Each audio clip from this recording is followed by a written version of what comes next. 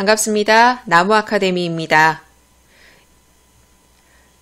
이번 영상은 천재교과서의 화법과 작문 중에 대단원 3단원 중 1단원과 2단원 영상을 싣고 있습니다. 이전 영상까지는 화법의 원리와 실제를 배웠고 이번 영상부터는 화법이 아니라 작문의 원리와 실제를 배우게 될 거예요. 그 중에 1단원인 정보 전달과 보고의 글, 그리고 2단원인 설득과 비평과 건의의 글을 공부해 보도록 하겠습니다. 그 중에 가장 첫 번째, 정보를 전달하는 글쓰기부터 공부해 보도록 합시다. 말 그대로 정보를 전달하는 목적의 글을 쓸 때는 어떤 점에 유의해야 하는지, 그 방법은 무엇인지 설명하고 있는 단원입니다. 이 단원에서 어떤 유형이 많이 출제됐는지 출제 유형 베스트 점검하겠습니다. 일단 정보 전달을 목적으로 하는 글을 쓰기 위해서 자료를 수집하는 방법, 선별하는 방법, 그리고 그 유의점에 관한 문제가 가장 많이 출제됐습니다.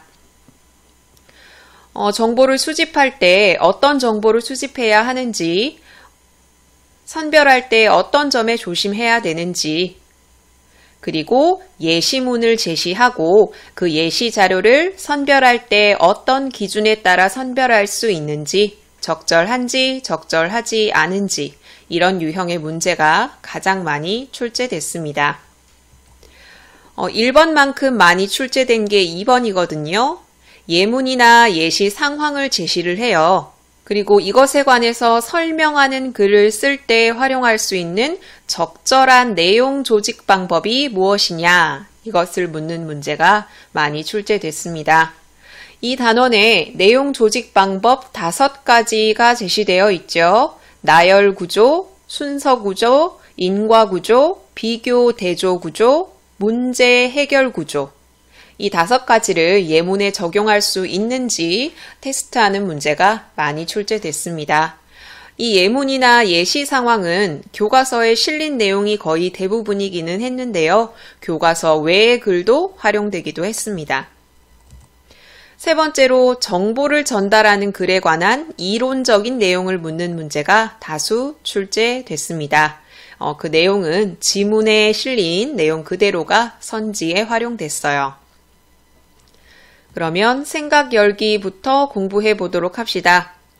생각 열기에서는 주현과 성민이 대화를 나누는데 주현이 얘기합니다. 작년에 전주 여행 다녀왔다고 했지. 내가 이번에 전주를 가는데 전주에서 가볼 만한 곳이 어딘지 정보를 좀 얻을 수 있을까 해서, 그랬더니 성민이가 정보를 메일로 보내줄게 해서 귀가 후에 성민이가 보낸 메일을 열어봤어요. 그런데 메일 내용이 지난 3월에 전주를 갔는데 날씨가 어땠고 빵집에 아침을 먹으러 갔는데 줄이 너무 길어서 기다리느라 힘들었다. 성당도 보러 가고 옛 친구를 우연히 만났고, 그리고 저녁에는, 지금 성민이는 자기가 전주 여행한 여정에 따라서 그때그때 있었던 일, 감상, 이런 것들을 이야기하고 있어요. 그러니까 주연이는 이런 건 내가 원한 게 아니었다. 내가 원하는 정보는 뭐였어요? 전주에서 가볼 만한 것이 어딘지, 어떻게 찾아가야 하는지, 이런 내용이었는데 라고 이야기를 하고 있죠. 자, 여기에서 여러분이 아셔야 될 건 성민이 잘못한 점이 무엇이냐라는 겁니다. 성민은 정보를 원한 주체, 그러니까 자기가 쓴 글을 읽을 독자가 무엇을 원하는지, 다시 말해서 원하는 정보가 무엇인지 이해하지 못한 거죠.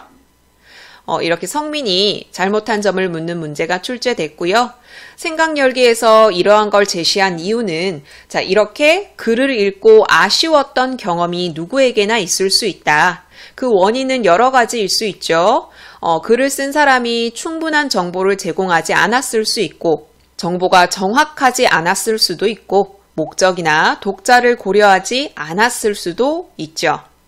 이런 아쉬운 점을 바탕으로 해서 정보를 전달하는 글을 쓸 때는 어떻게 써야 하는지 생각해 보세요 라고 제시해 놓은 글입니다. 자, 그럼 지문 들어가 볼게요. 자, 전체적으로 내용 생성과 내용 조직으로 나뉘어 있습니다. 정보 전달을 위한 글을 쓴다라는 바탕은 동일하죠. 내용을 생성할 때 수집은 어떠해야 하느냐, 선별은 어떠해야 하느냐 이렇게 나누고 있고요. 그리고 내용 조직에 관해서는 조직 방법 5가지를 설명하고 있습니다. 자, 그럼 내용 생성부터 보도록 합시다. 일단 정보 전달을 위한 글이 무엇이냐? 자, 이런 글은 대상, 사실, 현상 등에 대한 새로운 정보를 알리고 설명하는 글이 바로 정보 전달을 위한 글입니다. 글의 종류에는 설명문, 기사문, 안내문, 공고문 등이 있어요. 정보 전달을 위한 글의 이론적인 내용을 묻는 문제에 여기에 슬쩍 설득이 목적인 글을 끼워 넣기도 해요. 논설문을 끼워 놓는다든지 광고문이나 건의문을 끼워 넣어요. 그럼 당연히 틀린 선지가 되겠죠. 혹은 글의 예시를 1, 2, 3, 4, 5번에 제시하고 다음 중 정보를 전달하는 글이 아닌 것은 이렇게 묻는 문제도 있었어요. 그 예시문에는 설명문, 기사문, 안내문, 공고문 같은 게 있었고 틀린 선지로는 논설문이 제시될 수도 있고 문학 작품이 제시될 수도 있겠죠. 자, 이런 글을 쓸 때는 다양한 방법으로 자료를 수집해야 되고요. 그 중에 가치 있는 정보를 선별해야 하고요. 그리고 내용을 조직해야 합니다. 이런 순서로 글을 쓰는 거죠. 자, 내용 생성 부분 볼게요. 내용 생성은 수집, 일단 수집을 해야겠죠. 그리고 선별, 선택해서 써야겠죠. 이렇게 2가지로 나뉘어 있는데 우리는 일단 자료의 수집부터 보도록 합시다. 정보 전달을 위한 글은 믿을 만한 정보, 정확한 정보를 전달하는 게 목적이기 때문에 최대한 다양한 자료를 조사하는 게 좋겠죠. 자, 그럼 수집할 때 자료는 어떻게 수집하느냐? 여기서는 2가지로 나누고 있거든요. 첫째로 매체를 활용해서 수집하는 방법이 있고요. 직접 조사해서 수집하는 방법이 있습니다. 매체에는 책, 잡지, 백과사전, 신문기사, 텔레비전, 방송, 인터넷 이런 것들이 있고요. 직접 조사의 방법에서는 면담, 관찰, 실험 이런 방법이 있습니다. 자료를 수집하는 방법에 대해서 적절한 것은, 적절하지 않은 것은 이런 것을 묻는 문제가 출제됐는데 뒤에 학습활동에 보면 인터넷이라는 매체에서 정확하지 않은 정보를 실은 내용이 제시되어 있어요. 그런데 조심해야 할 점은 인터넷을 통해서 수집하는 것 자체가 틀린 게 아니라는 거예요. 인터넷을 통해서도 수집할 수 있지만 이건 나중에 선별할 때 조심해야 한다라는 거지 인터넷 자체를 틀린 수집 방법으로 보지 않도록 조심하셔야 돼요. 수집해야 할 자료 그리고 수집 방법 이거는 뭐에 따라 달라지냐면 글을 쓰는 데 필요한 정보의 내용에 따라 달라집니다. 자, 수집해야 할 자료, 자료 수집 방법 이것을 결정하는 요인, 정보의 내용입니다. 선지에 자주 활용됐어요. 자, 수집했으면 선별해야죠. 여기 아래쪽의 선별은 무엇에 유의해야 하는지 유의점을 중심으로 공부하시면 돼요. 첫째, 목적에 맞고 독자의 이해를 도울 수 있는 자료를 뽑아야 하고요. 이때는 독자의 요구나 기대나 배경 지식도 점검해야겠죠. 그리고 신뢰할 만한 정보를 선별해야 하는데 신뢰할 만한 정보를 선별하는 방법이 또 나뉘어 있어요. 신뢰할 만한 전문가가 쓴 글인지 판단할 수 있고요. 공신력을 갖춘 매체인지 판단할 수 있어요. 그리고 정보가 과장되거나 왜곡된 건 아닌지 판단할 수 있고요. 너무 오래되지 않았는지 판단할 수 있고요.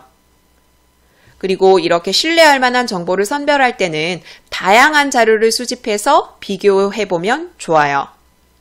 자, 이렇게 선별할 때는 이러한 유의점을 지켜야 하고 그 중에 특히 신뢰할 만한 정보를 선별하는 방법에는 이런 것들이 있다. 이거 하나하나가 선지에 그대로 출제가 됐습니다. 자, 자료를 수집하고 선별했으면 이제 내용을 조직해서 글을 써야겠죠. 내용 조직 방법이 전달될 건데 내용 조직 방법은 무엇에 따라? 정보의 속성에 따라 달라집니다. 자, 내용 조직 방법을 결정하는 요소는 정보의 속성입니다. 이 내용 묻는 문제에 자주 출제됐고 이 속성을 주체로 바꿔서 틀린 선지로 출제가 됐어요. 잘 알아두세요. 자, 내용 조직 방법 5가지가 제시됩니다. 첫 번째는 나열 구조. 나열 구조는 병렬 구조라고도 부릅니다. 자, 이 나열 구조를 사용하기 적절한 것은 정보가 서로 대등한 관계에 놓여 있을 때 나열 구조로 쓸 수 있죠. 자, 예시문이 제시되어 있는데 출제 유형 베스트에서 점검해 보셨다시피 이 예문이 문제에 많이 출제가 됐어요. 헌법재판소의 역할, 자, 이것이 보기에 제시되었어요. 자, 이것을 활용하기 적절한 내용 조직 방법은? 이라고 물었을 때 여러분은 나열 구조를 찾으실 수 있어야 합니다. 헌법재판소의 역할 첫째, 둘째, 셋째는 대등한 관계에 있는 정보이기 때문에 나열 구조를 선택하기 적절하죠. 두 번째는 순서 구조입니다. 순서 구조는 시간의 흐름 혹은 장소의 이동, 이것에 따라서 변화하는 정보를 갖고 있을 때 조직하기 적절한 방법입니다. 사건이 일어난 경과, 대상이 만들어지는 과정, 이런 것들은 시간의 흐름에 따라 조직하기 좋고요. 혹은 대상의 모습에 관한 내용으로 글을 조직할 때는 공간의 이동에 따라서 조직할 수 있겠죠. 그 예문으로는 이태준이라는 사람의 생애를 시간의 흐름에 따라 제시한 이걸 들고 있어요. 이 내용이 나왔을 때 여러분은 순서 구조로 조직하기 적절하겠구나 라는 걸 생각하셔야 돼요. 그 다음은 인과 구조입니다. 인과 구조는 일이 일어난 원인과 결과, 자료에 이런 것이 드러나면 인과 구조로 쓰기 적절하겠죠. 원인이 여러 가지인데 결과가 하나일 수도 있고 원인은 하나인데 결과가 여럿인 경우도 있죠. 교과서에 제시한 공룡의 멸종이라는 결과를 가져온 원인이 이렇게 여러 가지가 있죠.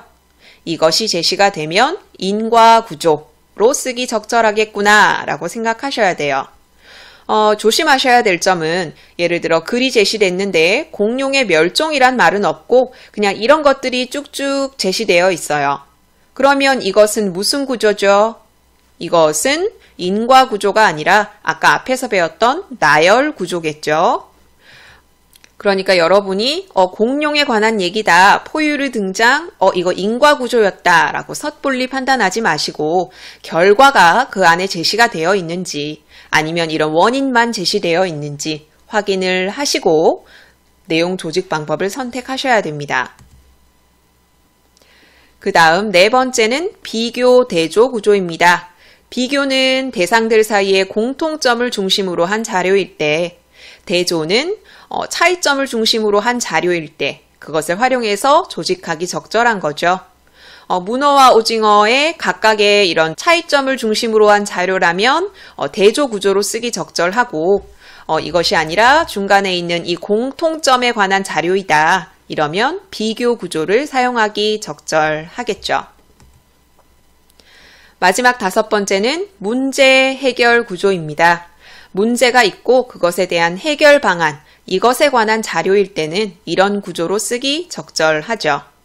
자, 청정연료 보급, 대기 정화 처리 시설, 자전거 이용, 이것 자체만 보면은 나열 구조인데, 자, 이것이 공기오염이 심해지는 데 대한 해결 방안이다. 이 내용이 제시가 되면 문제 해결 구조가 되겠죠. 자, 이렇게 내용 조직 방법 5가지 살펴봤고요. 자, 그러면 정보 전달의 효과를 높이기 위해서 무엇에 조심해야 하느냐? 일단 정보 전달을 위한 글은 독자가 정확한 정보를 쉽게 이해하도록 전달하는 게 목적이기 때문에 일단 명확하고 객관적인 표현을 사용해야 됩니다. 그리고 모호하거나 함축적인 표현을 사용해서는 안 되고요. 간결하고 명확한 표현을 사용해야 되는 거죠. 이런 내용도 선지 그대로 출제가 되었으니까 숙지하도록 하세요. 자, 그럼 이제 학습 활동인데 지금까지 배웠던 걸 학습 활동에 적용하세요 라는 거죠. 승준이가 정보 전달을 위해 글을 쓰려고 합니다. 승준이는 태양계 행성의 특징에 관해서 쓰려고 하고요. 누구를 대상으로 하냐면 자기 친구들, 고등학생입니다. 그런데 과학에 관심이 없는 친구들도 이해할 수 있는 수준이어야 돼요. 승준이 작성할 글에 작문 맥락이 제시되어 있죠. 그리고 아래쪽에 승준이 4가지의 자료를 수집을 했어요. 이 수집한 자료들이 글을 쓸 때 활용하기에 적절한지 적절하지 않은지 여러분이 판단을 해야 돼요. 첫 번째 자료는 백과사전에서 찾은 자료라서 자료의 출처는 믿을만 합니다. 그런데 지금은 태양계 행성에서 빠져있는 명왕성이 자료에는 버젓이 들어가 있어요. 아, 이것은 오래된 자료라서 이걸 쓰면 안 되겠구나 라고 판단할 수 있죠. 선별 기준은 자료가 최신의 것인가 입니다. 가 자료는 폐기해야겠죠? 나 자료 봅시다. 나 자료의 내용을 읽어보면 좀 어려운 말이 좀 많고 수준이 높아요. 그런데 승준이는 아까 과학에 관심이 없는 친구들도 쉽게 이해했으면 좋겠다라고 생각을 했죠. 그래서 이것은 예상 독자의 수준에 알맞은 자료가 아니기 때문에 이것도 활용하기 적절하지 않습니다. 물론 자료의 출처는 학술지이기 때문에 믿을만 하죠. 세 번째 자료는 중학교 과학교과서이기 때문에 일단 출처는 믿을만 합니다. 내용을 읽어보면 태양계 행성 중에 하나인 토성에 관한 내용이기 때문에 주제에도 적절하고요. 그리고 내용도 그다지 어렵지 않기 때문에 독자의 수준에도 적절합니다. 그러니까 다 자료는 글쓰기에 활용할 수 있겠죠. 마지막 라 자료는 한 고등학생의 블로그입니다. 인터넷 자료인데 믿을 만한 전문가가 쓴 글이 아니기 때문에 좀 고려해 봐야겠죠. 내용은 금성에 관해 싣고 있기 때문에 발표 주제에는 적절합니다. 그래서 승준이 생각을 하죠. 개인 블로그에 올린 자료인데 믿을 수 있는 정보일까? 자, 이것은 적절하다, 적절하지 않다가 아니라 생각해 보아야 한다라는 거죠. 그런데 이건 밑에 제시된 글을 보면 라의 자료를 사용하여 글을 쓴 학생의 블로그에 이런 댓글이 달렸어요. 제가 알기로는 금성은 온도가 높아서 액체 상태의 물은 없다고 알고 있는데 라고 말하고 있어요. 라 자료에서는 금성에 물이 고여 있기도 합니다 라고 말하고 있거든요. 이 내용이 잘못되었다는 거죠. 그래서 밑에 사용자는 잘못된 정보를 올려서 혼란을 주네요 라고 말하고 있어요. 그러니까 인터넷은 이렇게 잘못된 정보가 있을 수 있기 때문에 정확한 정보인지 반드시 확인해 보고 이용을 해야 된다라는 거죠. 자, 이렇게 승준이 수집한 자료, 그리고 그것에 관한 선별, 그리고 선별 기준, 이것을 여러분이 하나하나 다 판단할 수 있으셔야 돼요. 문제에 다 출제가 됐거든요. 자, 그리고 학습활동 2번에는 한옥과 양옥에 관해서 제시를 하고 있어요. 여러분이 이 만화 혹은 이 글을 보고 아셔야 될 건, 자, 이것에 관한 글을 쓸 때 어떤 내용 조직 방법을 쓰기 적절하냐라는 거죠. 첫 번째 만화의 남학생과 여학생은 한옥에 관해서 이야기하고 있습니다. 한옥은 환경 친화적이라서 정서에 맞다. 그런데 여학생은 어떻게 짓느냐에 따라 단열이 취약할 수 있다라고 얘기하고 있고요. 컷에서는 양옥에 관해서 이야기를 하고 있는데 남학생이 양옥은 시공기간이 짧은데 단열이 잘 된다. 여학생은 자재를 잘못 선택하면 환경성 질환에 노출될 수 있다. 첫 번째 컷에서는 한옥의 장단점, 두 번째 컷에서는 양옥의 장단점을 제시하고 있기 때문에 여기 있는 가만 제시한 후에 이걸 활용해서 쓸 수 있는 글, 내용 조직 방법으로 적절한 것은 하면 대조 구조가 적절하겠죠. 자, 그리고 아래쪽에서는 한옥에서 어떤 학생이 추워하고 있는데 이렇게 이중창과 같은 문의 구조를 만들면 외풍을 막을 수 있다라는 걸 제시하고 있어요. 자, 그러면 여기 첫 번째 한옥에 관한 장단점에 관한 대화, 그리고 방금 본 이 그림, 이 두 가지를 제시했을 때 적절한 내용 조직 방법은 뭐겠습니까? 바로 문제 해결 구조겠죠. 아까 여학생이 단열이 취약할 수 있다라는 한옥의 단점을 이야기했고, 자, 이것은 이런 이중창과 같은 문의 구조를 개선해서 해결할 수 있기 때문에 문제 해결 구조로 쓰기 적절합니다. 학습활동 세 번째는 독도에 관한 정보를 전달하는 설명문 쓰기인데요. 선생님에 따라서 이 활동을 하신 분도 있고 안 하신 분도 있을 거예요. 그런데 이 독도에 관한 글을 제시하고 그 독도에 관한 글의 내용과 내용 조직 방법을 묻는 문제가 출제되기도 했기 때문에 여러분 가르쳐 주시는 선생님에 따라서 나올 수도 있고 나오지 않을 수도 있겠다라고 생각하시면 되고요. 일단 여기 나오는 자료 선별 기준, 아까 우리가 지문에서 살펴봤던 내용을 정리한 거거든요. 이건 여러분이 반드시 숙지하셔야 합니다. 자, 그러면 이 단원에 관한 문제 한 문제 풀어볼게요. 정보를 전달하는 글쓰기 내신형 문제입니다. 가장 많이 출제된 게 바로 자료 수집, 자료 선별에 관한 문제였죠. 그래서 우리는 이거 1번 한번 풀어보려고 합니다. 정보를 전달하기 위한 글을 쓰기 위해 자료를 선별한다고 할 때 유의할 점으로 적절하지 않은 것. 정지 버튼 누르시고 답 찾아보세요. 같이 봅시다. 1번. 통계 자료는 되도록 오래된 것을 사용하여 신뢰성을 높여야 한다. 1번부터 답이 나왔네요. 통계 자료를 비롯해서 활용하는 자료는 최신의 것을 활용하는 게 좋죠. 오래된 것은 정확도가 떨어지기 때문에 최신의 것을 사용하는 게 좋다. 그럼 나머지 2, 3, 4, 5번은 옳은 선지인데 한번 읽어보도록 합시다. 자, 자료를 선별할 때는 정보가 과장되거나 왜곡된 게 아닌지 판단해야 되고요. 독자의 요구, 기대, 배경 지식에 부합해야 되고요. 당연히 글의 목적에도 부합해야 되고 독자의 이해를 도울 수 있는 자료인지 따져봐야 되고요. 신뢰할 만한 전문가가 쓴 자료인지 공신력 있는 자료인지도 판단해 보아야 합니다. 이 내용 지문 그대로 내용인 거 아시죠? 이렇게 활용이 된다는 것.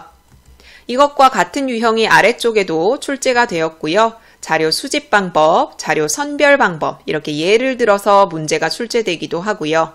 이거 학습활동 내용인 거 기억나시죠? 여기서의 승준이의 판단이 옳은지, 왜 옳은지 묻는 문제가 출제됐습니다.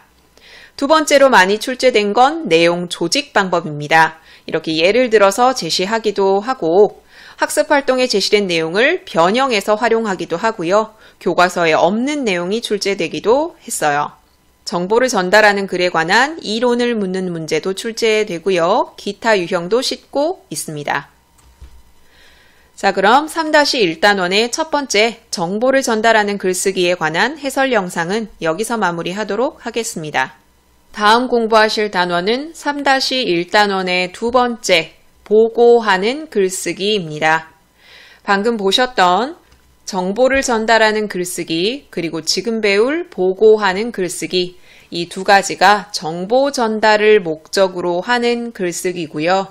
이 다음 단원 설득하는 글쓰기부터는 설득을 목적으로 하는 글쓰기를 배우게 될 겁니다. 자, 그럼 이 단원에 어떤 유형이 많이 출제됐는지 출제 유형 베스트 점검합시다. 이 두 가지 유형이 절대적으로 많이 출제됐어요.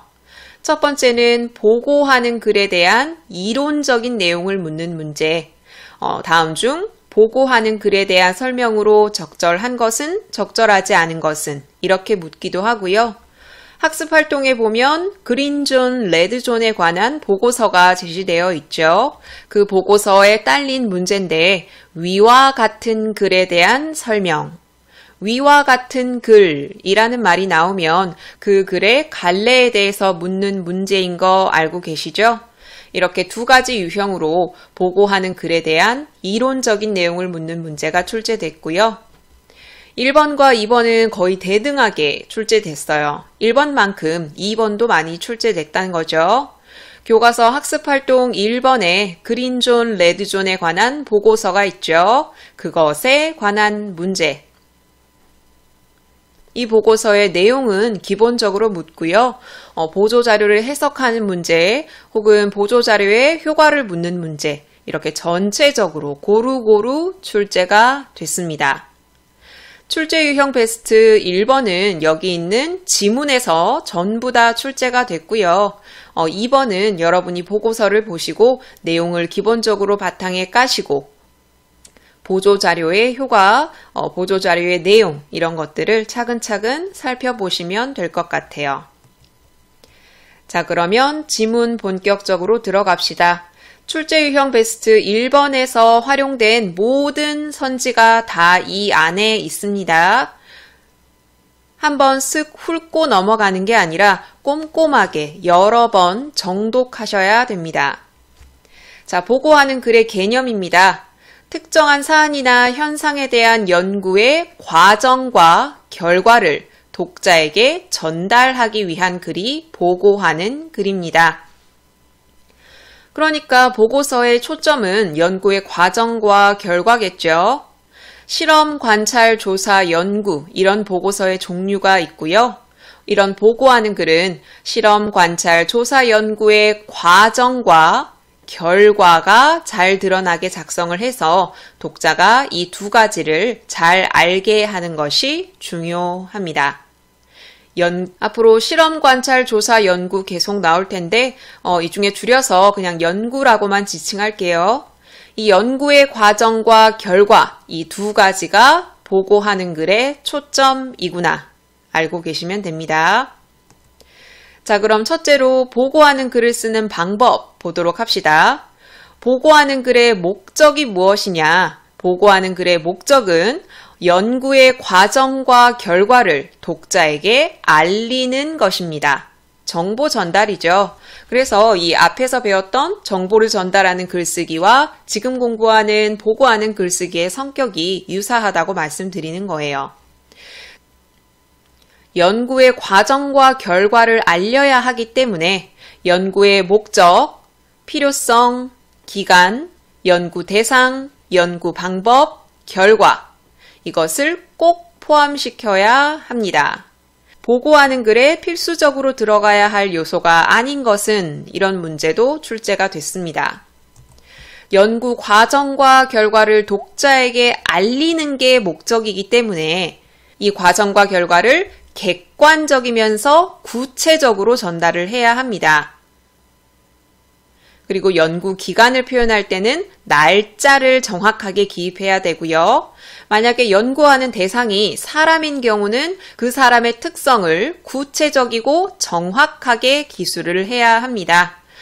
연구 대상이 사람일 경우에는 개인정보를 보호하기 위해서 이런 특성은 드러내지 않도록 한다. 이런 선지가 틀린 선지로 출제되기도 했습니다.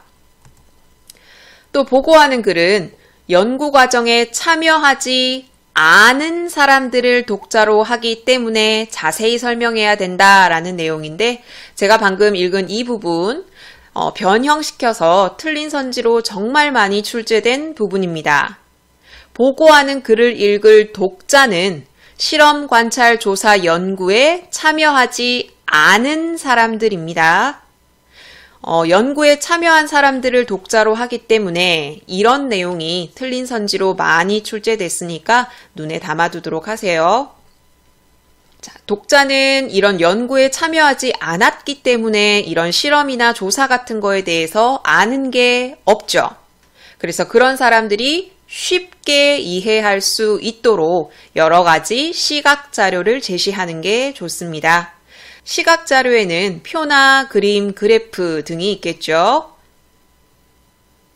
그것을 여기 예로 제시하고 있어요. 자, 이런 그림이나 이런 표, 이런 시각 자료를 이용하면 독자들이 더 잘 내용을 이해할 수 있겠죠. 자, 보고하는 글의 목적 아까 배웠죠. 연구의 과정과 결과를 독자에게 알리는 게 목적이 있기 때문에 모든 과정과 결과를 사실대로 기술을 해야 합니다. 자기 마음대로, 의도하는 대로 바꾸어 써서는 안 되고요. 거짓으로 꾸며 써서는 안 되고요.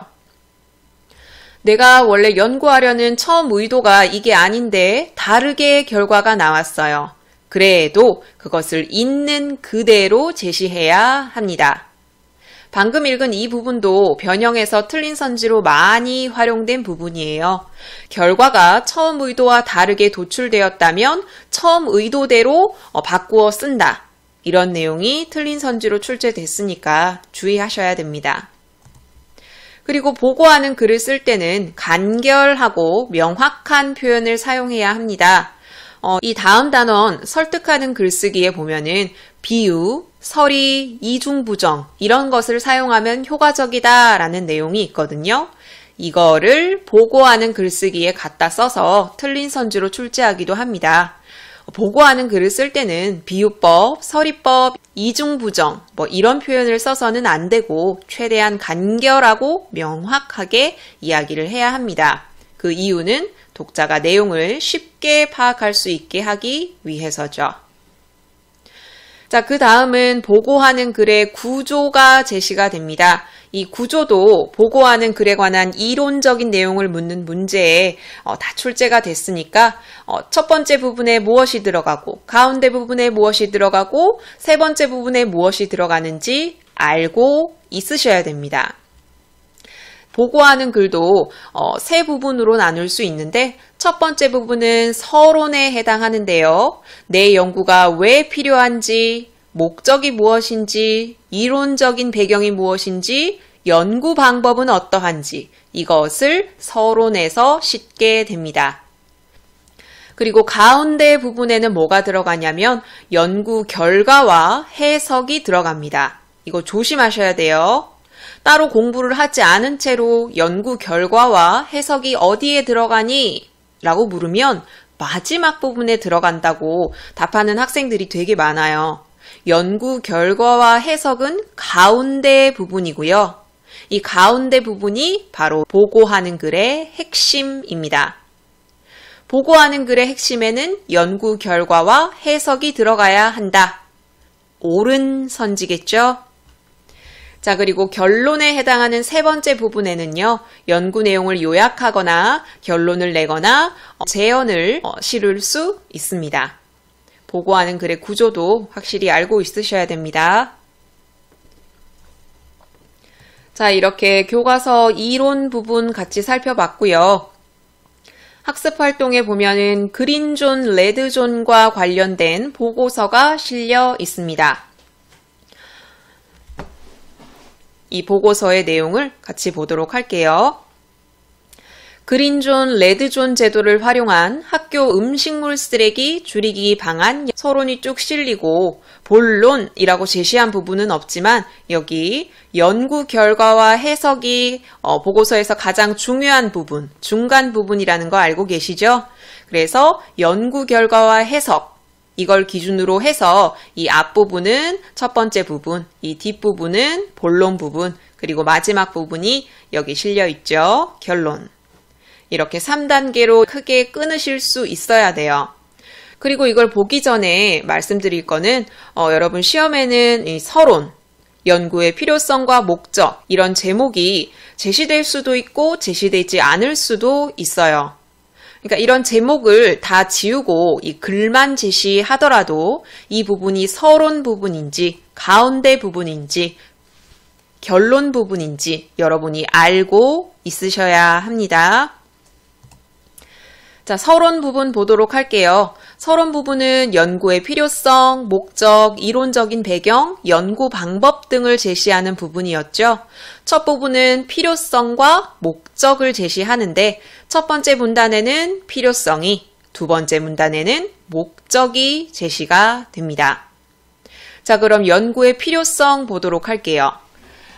학교의 음식물 쓰레기 줄이기 방안이 왜 필요하냐? 심각하기 때문입니다. 무엇이? 학교 급식 음식물 쓰레기 때문에 처리 비용이 많이 든다라고 제시하고 있어요. 이것을 그냥 제시한 게 아니라 교육부 자료, 공신력 있는 기관의 자료를 제시했고요. 구체적인 수치를 활용해서 제시하고 있죠. 이것은 연구의 필요성을 제시한 부분입니다. 자, 그럼 목적 보도록 할게요. 이에 본 연구에서는 그린존, 레드존이라는 잔반 처리 구역입니다. 아까부터 계속 나왔던 그린존, 레드존이라는 건 잔반을 처리하는 구역을 나누고 그것에 붙인 명칭이에요. 자, 이렇게 이 두 가지 구역을 운영하는 것이 학생 개개인의 음식 잔반량을 줄이고 나아가서 학교 전체 음식물 쓰레기 양을 줄이는 결과를 낳을 수 있는지 확인하고자 합니다. 그린존은 음식을 남기지 않은 학생이 가는 데고 레드존은 남긴 학생이 가는 데예요. 본 연구의 목적은 음식물 쓰레기를 줄이는 방안을 마련하는 것이다. 여기 서론 부분에서는 필요성 그리고 목적 이것을 설명하고 있고요. 목적을 제시하면서 그린존, 레드존에 관한 단어의 개념도 같이 제시하고 있습니다. 이 내용만 따로 제시되어도 이건 필요성과 목적을 설명한 서론 부분이구나 라는 걸 아셔야 합니다. 이론적인 배경은 생략이 되어 있고요. 연구 방법이 제시되어 있죠. 이 연구 방법은 서론, 두 번째 부분, 결론 이거 중에 어디에 해당합니까? 서론 부분에 해당하죠. 아직 중간 부분으로 들어가지 않았어요. 연구 방법 중에 연구 대상과 기간을 제시하고 있고요. 연구 설계와 절차 이 부분은 같이 보셔야겠어요. 일단 전교생을 대상으로 거의 1년간 조사를 했음을 알 수 있고요. 연구 설계 절차 봅시다. 우선 이것을 실행하기 위해서 그린존, 레드존을 설치를 해야겠죠. 학생들이 급식, 잔반, 유무에 따라서 이쪽 나누어서 가게 됩니다. 이 그린존으로 간 학생은 어떤 스티커를 받게 돼요. 그 스티커를 누구한테 주냐면 아프리카 기아 아동을 형상화한 카미시와 쿰바라는 이런 판넬에 붙이게 되는 거죠. 자, 내가 잔반을 남기지 않아서 이 기아 어린이에게 음식을 주는 것이나 다름이 없구나 라는 걸 알 수 있습니다.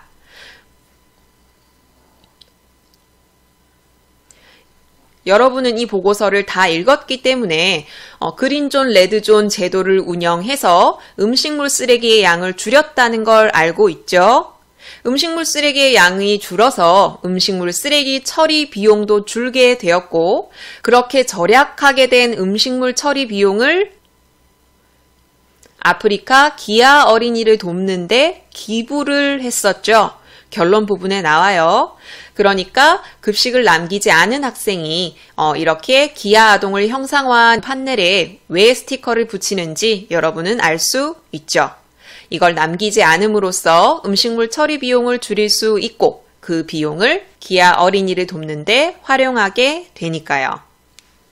두 번째, 이런 과정을 통해서 매일 발생하는 잔반의 양을 킬로그램 단위로 기록을 할 거고요. 이를 합산해서 월별 총량을 기록해요. 이거를 1년간 시행한 후에 2013년도와 2014년도의 결과를 비교할 건데 일단 첫 번째로 학생 개인별 잔반량을 알아볼 거고요. 두 번째로 학교 전체의 월별 급식 잔반량과 잔반 처리 비용을 알고자 하는 거예요. 개인별 잔반량, 학교 전체의 잔반량, 학교 전체의 잔반 처리 비용 이것을 한번 확인해 봅시다. 연구 결과와 해석, 보고서에서 가장 중요한 부분이죠. 중간 부분입니다. 아까 학생 개인별 잔반량을 알아보고자 했으니까 그 결과를 확인해야죠. 일단 잔반량은 무슨 기준으로 확인을 했느냐. 밥 담는 부분에 잔반을 다 모았을 때 밥을 담는 부분의 넓이 대비 잔반이 차지하는 넓이 이걸로 측정 기준을 삼은 거예요. 초록색은 시행 전 2013년이고요. 시행 후 2014년입니다. 전체 학생을 대상으로 한 게 아니라요. 조사 대상자 수가 125명으로 나오죠. 일부를 대상으로 한 거예요. 이건 개개인의 잔반량이기 때문에 전체 학생을 대상으로 하기는 무리가 있죠. 그래서 이 초록색의 숫자들을 다 더하면 125명이 되는 겁니다. 시행 전에는 꽉 차게 버리는 학생, 반 남기는 학생, 3분의 1 정도 남기는 학생이 거의 다 유사했는데 그린존, 레드존 제도를 시행한 이후는 어때요? 넘치거나 꽉 차게 버리는 학생은 거의 없고요. 2분의 1 정도 남긴다는 학생도 이렇게 줄었고요. 3분의 1 정도 남기거나 거의 남기지 않는 학생이 대부분이에요. 그린존, 레드존 제도가 효과가 있다는 걸 알 수 있죠. 그리고 아래쪽에 이 결과에 대해서 한마디로 이야기를 하죠. 이 제도가 실시된 후에 학생 개개인의 급식 잔반량이 크게 줄었다. 그 아래쪽에는 학교 전체에 관한 내용이겠죠. 일단 학교 전체의 급식 잔반량을 보도록 합시다. 빨간 선은 2013년도, 초록색 선은 2014년도죠. 전체적으로 딱 봐도 2013년보다 2014년이 잔반량이 훨씬 줄었다는 걸 알 수 있고요. 당연히 잔반 처리 비용도 줄어들겠죠. 특히 이 그래프를 해석하는 문제가 많이 출제됐기 때문에 제가 하나만 물어볼게요. 전년도와 비교했을 때 잔반량이 가장 많이 줄어든 월은 몇 월입니까? 자, 이렇게 물었을 때 많은 학생들이 이 초록색 그래프 중에 가장 낮은 월을 찾고 있어요. 이렇게 찾으시면 안 되죠. 제가 뭐라고 물었죠? 전년도와 비교했을 때 가장 줄어든 월은 어디냐라고 물었죠. 그럼 이 빨간 선과 초록색 선 사이, 이 격차가 가장 큰 월을 찾으셔야 돼요. 격차가 크다는 말은 그만큼 많이 줄었다는 내용이니까요. 찾아보면 10월이 가장 많이 줄어들었어요. 방금과 같이 물었을 때 무조건 제일 아래쪽에 있는 월을 찾지 마시고 이 격차가 얼마나 차이가 나는지 그걸 확인하셔야 돼요. 이것과 유사한 문제로 이런 선지가 출제됐거든요. 맞는지 틀린지 한번 맞춰보세요. 전년도와 비교했을 때 7월과 8월은 급식 잔반량이 거의 줄지 않았다. O인가요? X인가요? X죠. 7, 8월 사이에 줄어든 게 보이지 않네? 줄지 않았다. 이렇게 보시면 안 된다고 말씀드렸죠. 전년도와 비교했을 때 전년도에는 이만큼 버렸는데 여기 이만큼 줄어들었잖아요. 여기도 예전엔 이만큼 버렸는데 이만큼 줄어들었고요. 이렇게 두 개의 격차를 보셔야 한다는 거 주의하셔야 됩니다. 이렇게 이 그래프를 통해 알 수 있는 것, 이런 제도가 우리 학교의 전체 급식 잔반량을 줄이는데 효과가 있었음을 보여준다. 그리고 그 양을 구체적인 수치를 사용해서 보여주고 있습니다. 이렇게 그래프를 사용하는 것, 여기도 그래프가 사용되었고 여기도 그래프가 사용되었죠. 그래프를 제시를 하면 독자가 한눈에 결과를 파악할 수 있고 구체적 수치를 사용했기 때문에 객관성도 높일 수 있죠. 아래쪽에 보면 그린존, 레드존의 시행 모습, 사진을 제시하고 있고요. 여기 스티커를 붙일 수 있는 학생은 잔반을 남기지 않은 학생이었죠. 이렇게 사진을 제시하면 무슨 효과가 있냐? 현장감과 사실성을 줄 수 있죠. 자, 결론 부분에 보면은 요약해서 이야기를 합니다. 이걸 실시하면 학교 전체의 급식 잔반량이 감소하는 결과를 보인다는 걸 확인하였다. 아까 이 보고서의 목적이 보였죠? 바로 음식물 쓰레기를 줄이는 방안을 마련하는 것이었죠. 그래서 그 목적이 성공했다는 걸 알 수 있습니다. 그 이유에 대해서 자기 의견을 제시하고 있어요. 보고하는 글은 객관적인 내용이 절대 다수를 차지하고는 있지만 이렇게 필자의 의견을 추가할 수도 있구나 알고 계셔야 됩니다. 자기가 실시한 제도가 왜 성공했는지 성공 원인에 대해서 자기 의견을 덧붙이고 있고요.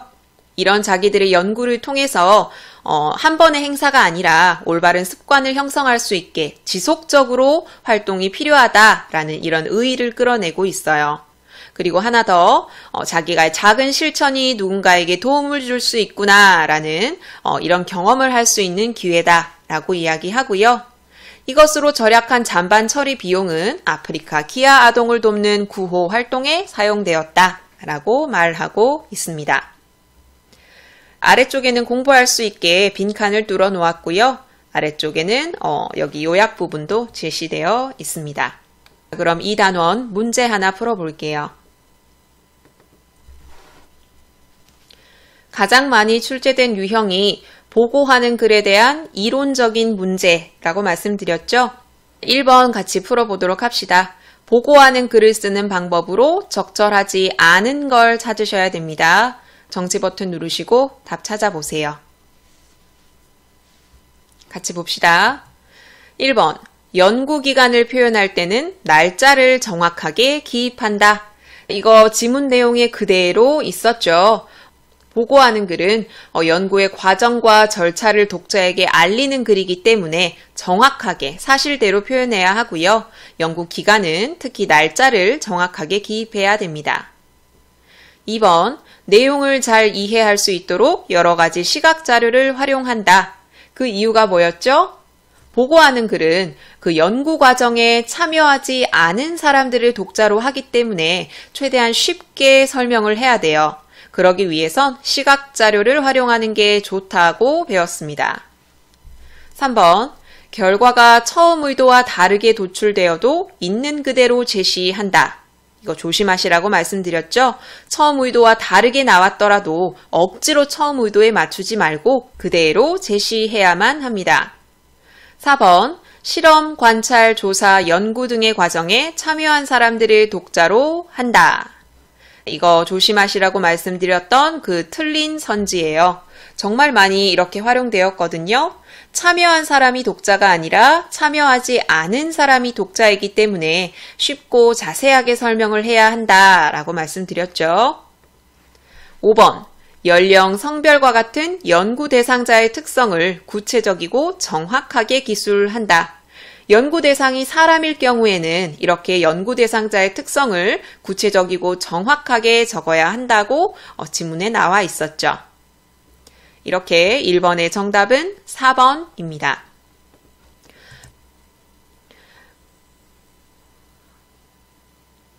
보고하는 글에 대한 이론적인 문제 풀어봤고요. 그 외에도 이렇게 이론적인 내용을 묻는 문제, 그리고 이렇게 보고서를 제시한 후에 윗글에 대한 설명 혹은 위와 같은 글, 역시나 보고서에 관해서 묻는 문제예요.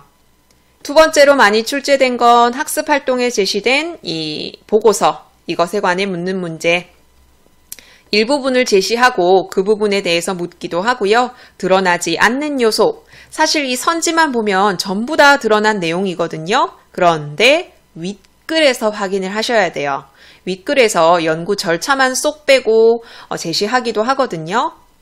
그리고 그래프에 대한 이해, 연구의 필요성에 대한 이해, 전체적으로 고루고루 출제가 됐습니다. 여기까지 3-1단원의 두 번째 보고하는 글쓰기 해설 영상 마무리하도록 할게요. 다음 공부하실 단원은 3-2단원의 첫 번째 설득하는 글쓰기입니다. 3-2단원이 설득, 비평, 건의의 글쓰기에 관해 공부하는 단원이고요. 그 중에 첫 번째 설득하는 글쓰기 먼저 보도록 하겠습니다. 자, 이 단원에 어떤 유형이 많이 출제됐는지 출제 유형 베스트 점검하겠습니다. 일단 이론적인 내용보다는 학습 활동에 제시된 노키즈 존에 대한 설득하는 글, 그 글을 중심으로 한 문제가 가장 많이 출제됐습니다. 그 중에 어떤 유형이 특별히 많이 출제되었다기보다는 거의 노키즈 존에 관한 설득하는 글에 대한 대부분의 내용이 출제되었다고 보시면 돼요.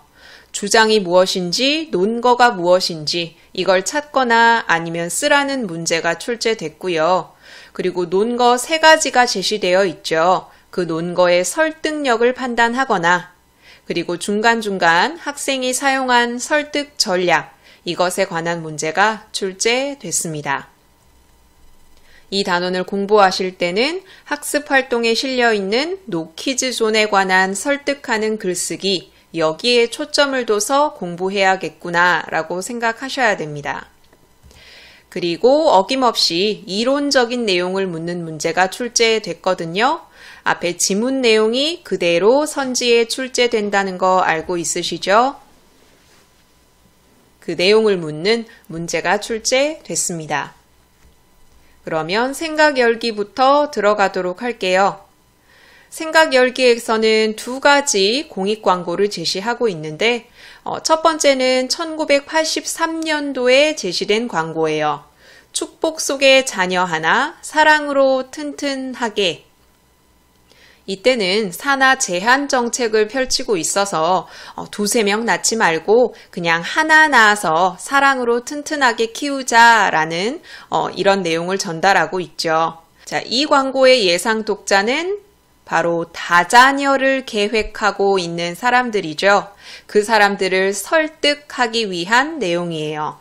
여러 명 낳지 말고 한 명 낳읍시다 라고 설득하고 있는 거죠. 자, 오른쪽의 광고는 2005년의 광고거든요. 원래 이 자리에는 노약 좌석이 있는데 노약 좌석 대신에 일반 좌석이 있고요. 오히려 지금 일반 좌석이 있는 자리가 전부 노약 좌석이 됐죠. 이 말은 아동 인구는 점차 줄어들고 노령 인구는 점차 늘어나고 이런 모습 상상은 해보셨나요? 즉, 아이를 많이 낳기를 설득하는 광고입니다. 그러니까 이 광고의 예상 독자는 자녀 계획이 없거나 아니면 자녀를 한 명만 낳으려는 사람들이겠죠. 자, 이렇게 될 수 있으니 자녀를 많이 낳으세요 라고 설득하는 그림. 두 가지 모두 목적이 설득이고요. 자, 이걸 통해 알 수 있는 것은 예상 독자에 따라서 논거나 설득 전략이 달라질 수 있구나 라는 거죠.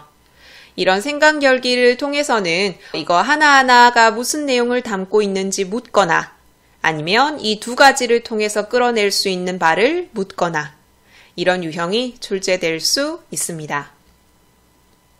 그럼 지문 내용 보도록 할게요. 논거가 무엇인지, 설득 전략이 무엇인지, 개념과 종류, 그리고 특성을 알고 계셔야 됩니다. 그럼 핵심 개념 첫 번째, 논거에 대해서 알아봅시다. 논거는 무엇을 논거라고 하냐면 근거예요. 근거인데 독자가 납득하고 수용할 수 있는 타당하고 믿을 만한 근거, 이것을 논거라고 합니다. 타당성을 갖추고 신뢰성을 갖추고 있는 근거가 논거다. 여기까지 논거의 개념이고요. 그 다음은 논거의 종류를 아셔야 돼요. 논거의 종류에는 사실 논거와 의견 논거가 있습니다. 그 중에 사실 논거가 뭔지 먼저 확인합시다. 사실 논거란 실제적인 근거를 사실 논거라고 해요. 쉽게 얘기하면 진짜 사실인 거죠. 예를 들면 통계자료. 통계자료는 있는 그대로의 사실이죠. 설문조사도 설문조사한 결과 그대로를 제시하고요. 실험 결과도 마찬가지고 역사적 사실도 마찬가지입니다. 사실 그대로를 제시해서 근거로 삼는 것. 이 사실 논거는 말 그대로 사실성, 즉 객관성이 생명이죠. 그래서 이 객관성을 유지하기 위해서는 자료를 왜곡해서는 안 되고요. 변형해서는 안 됩니다. 사실 논거는 있는 그대로 객관성을 유지해야 한다. 자, 다른 논거의 종류에는 의견 논거가 있죠. 의견 논거는 말 그대로 누군가의 의견, 권위 있는 사람이 제시한 의견, 전문가가 제시한 의견, 이것을 의견 논거라고 합니다. 의견 논거는 의견을 낸 사람이 전문성이 뛰어날수록 설득력이 높아지겠죠. 자, 여기까지 논거의 종류 두 가지, 사실 논거와 의견 논거. 예문을 제시하고 다음 중 논거의 성격이 다른 하나는 이것을 묻는 문제가 출제됐습니다. 여기까지 논거의 개념과 종류 보셨고요. 그 다음은 논거의 선별 보도록 할게요. 자, 논거를 모았다. 그럼 그 논거가 그대로 쓰이느냐? 그런 건 아니고요. 자, 어떤 기준을 설정해서 논거를 선별하게 되는데 그 기준에 세 가지가 있습니다. 첫째, 타당성, 둘째, 공정성, 셋째, 신뢰성이 있습니다. 그 중에 타당성부터 차근히 살펴봅시다. 타당성을 갖추고 있다라는 게 무슨 의미냐? 일단 주장과 관련이 있어야 되고요. 주장을 뒷받침할 수 있는 근거가 합리적이고 객관적이어야 합니다. 객관적이란 말이 무엇인지 좀 더 구체적으로 설명하고 있거든요. 객관성을 갖췄다라고 말할 수 있으려면 그 글을 쓴 사람뿐만이 아니라 누구한테 내밀어도 받아들일 수 있는 근거라는 걸 의미합니다. 타당성은 주장과 관련이 있는가, 주장을 뒷받침할 수 있는가, 합리성과 객관성을 갖추었는가, 이런 기준으로 판단할 수 있습니다. 아래쪽에 혈액형이 성격과 관련이 있다는 예문이 있는데요. 자기 주변의 친구들을 그 근거로 들고 있어요. 그런데 이 글쓴이가 논거로 든 대상은 자기 주변의 친구들이 다죠. 조사 대상자의 수가 너무 적기 때문에 이것은 타당성을 갖추고 있다고 보기 힘듭니다. 자, 두 번째 기준은 바로 공정성이에요. 공정성은 여러분이 아시는 개념 그대로입니다. 어느 한쪽에 치우쳐서는 안 된다는 것. 주장을 하긴 하되 다른 입장을 고려해야 된다는 거죠. 특히 필자의 선입견이나 편견이 들어간 논거는 공정한 논거라고 할 수 없겠죠. 역시나 예를 들어 제시하고 있어요. 공정성을 판별하기 위해서는 어느 한쪽에 치우치지 않았는가, 필자의 선입견이나 편견이 있지 않은가를 기준으로 판단해야 합니다. 세 번째 기준은 바로 신뢰성입니다. 자료나 의견이 믿을만한지에 대해서 묻는 것이 신뢰성이죠. 출처가 분명하지 않다, 혹은 전문성이 떨어진다, 이런 것은 믿을만한 논거가 아니겠죠. 자, 신뢰성을 선별하기 위해서는 출처가 분명한가, 자료가 객관적인가, 인용한 자료의 출처가 권위 있는가, 의견을 낸 화자가 전문성이 있는가 라는 것이죠. 자, 여기까지 이 단원의 핵심 개념 중에 논거 살펴봤어요. 논거의 개념, 그리고 논거의 종류, 사실 논거, 의견 논거, 그리고 수집한 논거를 선별할 때 타당성, 공정성, 신뢰성을 기준으로 판단한다. 자, 그 다음에는 설득 전략이 나오게 될 겁니다. 설득 전략을 사용할 때는 글의 맥락을 고려해야 하는데 글의 맥락에는 독자, 주제, 글의 유형이 있죠. 자, 그걸 하나하나 순서대로 언급할 거예요. 첫째는 독자를 고려해서 글을 쓰는 거. 어린이들이 독자라면 이렇게 써야 하고 노부모를 모시는 사람을 독자로 한다면 이렇게 써야 한다. 둘째로는 주제에 따라서 달라진다. 예를 들어서 주제가 과식을 하지 말자라고 한다면 이런 설득 전략을 사용할 수 있다. 세 번째는 글의 유형에 따라 이렇게 달라질 수 있다. 예를 들어 긴 글을 쓸 때, 짧은 글을 쓸 때 이렇게 달라지고 글을 싣는 매체에 따라서도 달라진다. 이렇게 독자, 주제, 글의 유형에 따라 무엇이 달라져야 한다? 설득 전략이 달라져야 한다. 그리고 마지막으로 설득력을 높여주는 표현 방법 3가지를 언급하고 있습니다. 비유, 서리법, 이중부정입니다. 그 중에 비유는 독자의 배경 지식을 이용해서 주장을 쉽고 빠르게 전달할 수 있고요. 그리고 서리법은 다 아는 사실을 의문 형태로 제시해서 강조하는 방법이고요. 그리고 이중부정은 부정한 걸 또 부정해서 결국 긍정을 강조하는 표현 방법입니다. 이 3가지를 사용하면은 설득력을 높일 수 있다. 자, 이 3가지를 사용한 예문을 제시하고 있는데 이 예문도 선지에 활용됐거든요. 첫 번째는 비유법을 활용한, 두 번째는 서리법을 활용한, 세 번째는 이중부정을 활용한 예문을 제시하고 있습니다. 자, 이런 세 가지 표현 방법은 너무 자주 사용하면 오히려 방해가 되니까 적절히 사용해야 된다. 아래쪽에 학습 활동이 나오는데 노키즈존에 관한 설득하는 글이죠. 이것에 관한 문제가 가장 많이 출제되었다고 말씀드렸어요.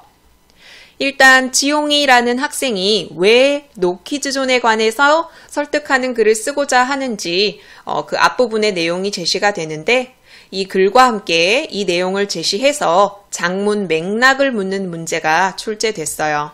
주제는 노키즈존이 확산되어서는 안 된다는 거고 목적은 설득이고요. 앞부분에 보면 친구들도 나처럼 노키즈존에 대해서 잘 모를 수 있다라는 내용이 나오죠. 예상 독자는 노키즈존에 대해 잘 모르는 학교 친구들이고 이런 예상 독자를 고려해서 이 글에 무언가 내용을 펼쳐놓은 것이 있죠. 그것을 묻는 문제가 많이 출제됐는데 그 부분은 글을 읽어가면서 보도록 할게요. 학교 누리집 게시판, 인터넷 매체를 사용해서 글을 기고하고자 하고요. 인터넷 매체를 사용하기 때문에 동영상 같은 것도 활용할 수 있겠죠. 자, 그러면 설득하는 글 보도록 할게요. 학습 활동에서는 서론, 본론, 결론으로 나누어서 제시하고 있지만 실제 시험에는 이걸 나누고 있지 않기 때문에 어디까지 서론이고 어디까지 본론인지 확실히 염두에 두셔야 돼요. 자, 서론 부분에서 짚어보고 갈 부분은 바로 노키즈존의 개념을 제시한 부분입니다. 예상 독자가 누구라고 했죠? 노키즈존에 대해서 잘 모르는 자기 학교 친구들에 대해서 이야기하려고 하고 있어요. 이 사람들을 위해서 노키즈존의 개념을 설명하고 있습니다. 이 내용을 활용한 문제가 많이 출제가 됐어요. 노키즈존에 대해 이미 알고 있는 대상에 관해 설명한다 라고 하면 이 내용이 제시될 필요가 없겠죠. 그리고 노키즈존이 확산되고 있는 상황에 대해서 그 계기가 된 사건을 들고 있어요. 2011년에 사건을 들고 있고 그 이후 이렇게 확대되고 있다. 그리고 이 글의 글쓴이는 노키즈존이 확대되는 게 옳지 않다고 생각을 해서 노키즈존이 확산되어서는 안 된다 라는 주장을 펼치고 있습니다. 본론 부분에서 여러분이 가장 먼저 할 수 있어야 되는 건 주장 3가지와 논거 3가지를 찾으실 수 있어야 돼요. 첫 번째 주장은 대다수의 사람들이 노키즈존의 확산을 비판적으로 보고 있다 라는 거고요. 두 번째 주장은 노키즈존은 육아를 사회적 책임으로 보지 않고 부모에게만 전가하는 문제를 낳을 수 있다. 마지막 주장은 노키즈존은 아동과 부모의 기본권을 침해한다. 이 3가지 주장은 기본적으로 찾으실 수 있어야 되고 그 논거 그리고 그 논거의 타당성, 공정성, 신뢰성 같은 걸 평가하실 수 있어야 됩니다. 주장이 3개니까 논거도 3개가 나오겠죠.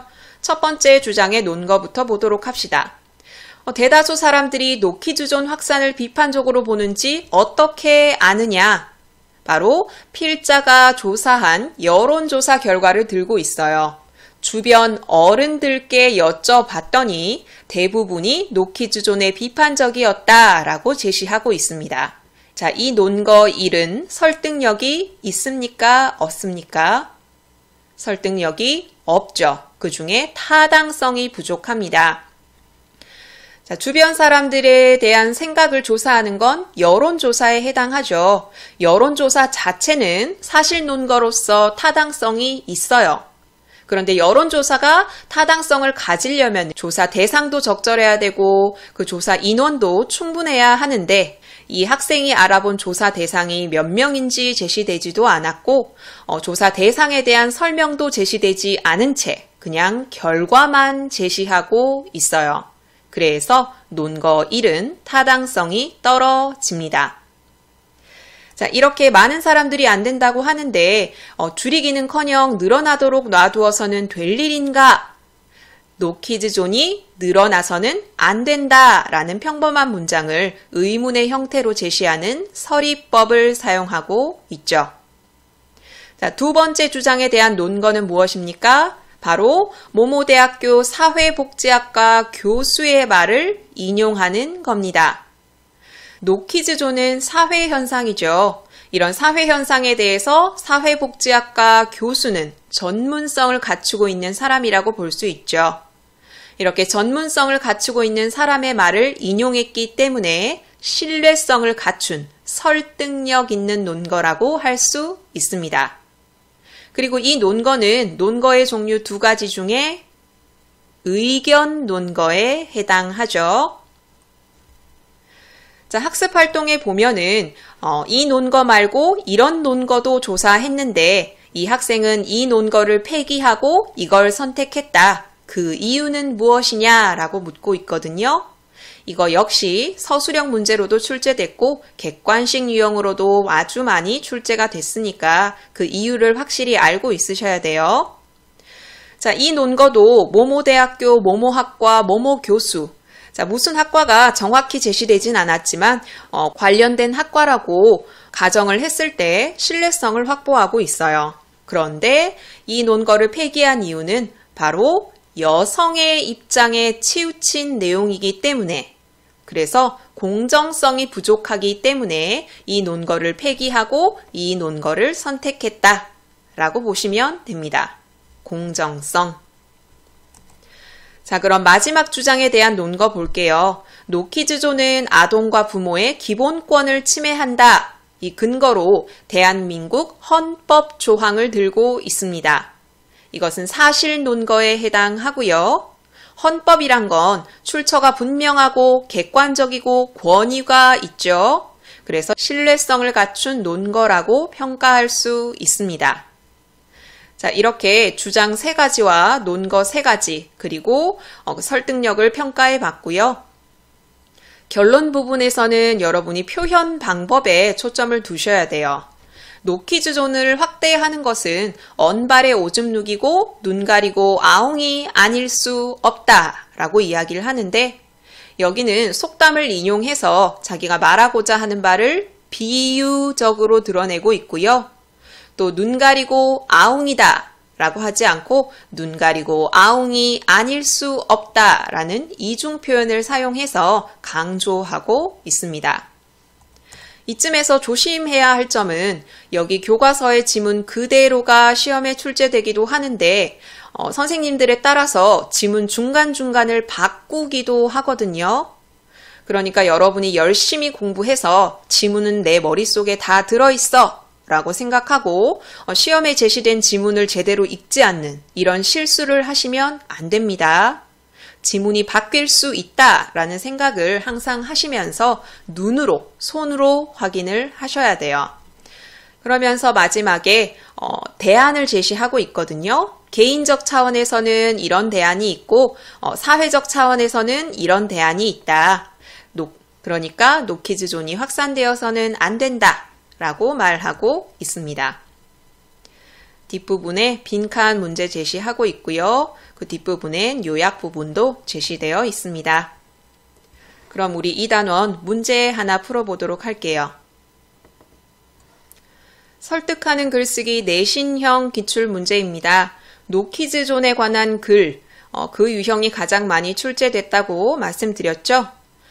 그 글의 앞부분에 지용이라는 학생이 왜 노키즈존에 관한 설득하는 글을 쓰게 됐는지 그 계기가 된 부분이거든요.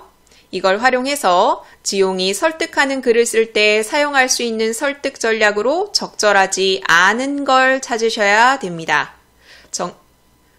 정지 버튼 누르시고 답 찾아보세요. 같이 봅시다. 1번. 노키즈존에 대해 잘 모르는 독자를 고려하여 이것에 대해 알기 쉽게 설명하는 내용을 포함한다. 앞부분에 보면 나처럼 노키즈존에 대해 잘 모를 수 있겠어 라는 말이 있죠. 이런 독자를 고려해서 아마 이렇게 설명하는 내용이 있을 것이다 라고 짐작할 수 있어요. 2번, 글을 게시할 곳이 인터넷이므로 노키즈존의 입장을 거부당한 경험이 있는 부모를 인터뷰한 동영상을 첨부할 수 있다. 일단 지용이 학생은 노키즈존에 대해 반대하는 입장이기 때문에 노키즈존의 입장을 거부당한 경험이 있는 부모의 인터뷰는 자기의 주장을 뒷받침할 수 있겠죠. 누리집 게시판, 즉 인터넷 매체를 이용하려고 하니까 당연히 이런 동영상도 첨부할 수 있겠죠. 3번, 자신의 생각에 공감할 수 있도록 독자를 설득하기 위해 노키즈존 업주의 영업에 대한 자유권을 보장하고 있는 법조항을 논거로 사용한다. 정답은 3번이죠. 자, 노키즈존 업주의 영업에 대한 자유권. 이것은 노키즈존 확산에 대해 찬성하는 입장을 가진 사람이 사용할 수 있는 근거예요. 지용이는 노키즈존의 확산을 반대하고 있는데 업주의 자유권을 제시하는 건 적절하지 않죠. 4번, 주제가 노키즈존이 확산되어서는 안 된다 이므로 노키즈존이 확산되었을 때 일어날 수 있는 부정적 영향에 관한 전문가의 의견을 논거로 사용한다. 노키즈존이 확산되었을 때 일어날 수 있는 부작용은 지용이의 주장에 대한 논거로 적절하고요. 전문가의 의견이라면 신뢰성을 더할 수 있으니까 더 좋겠죠.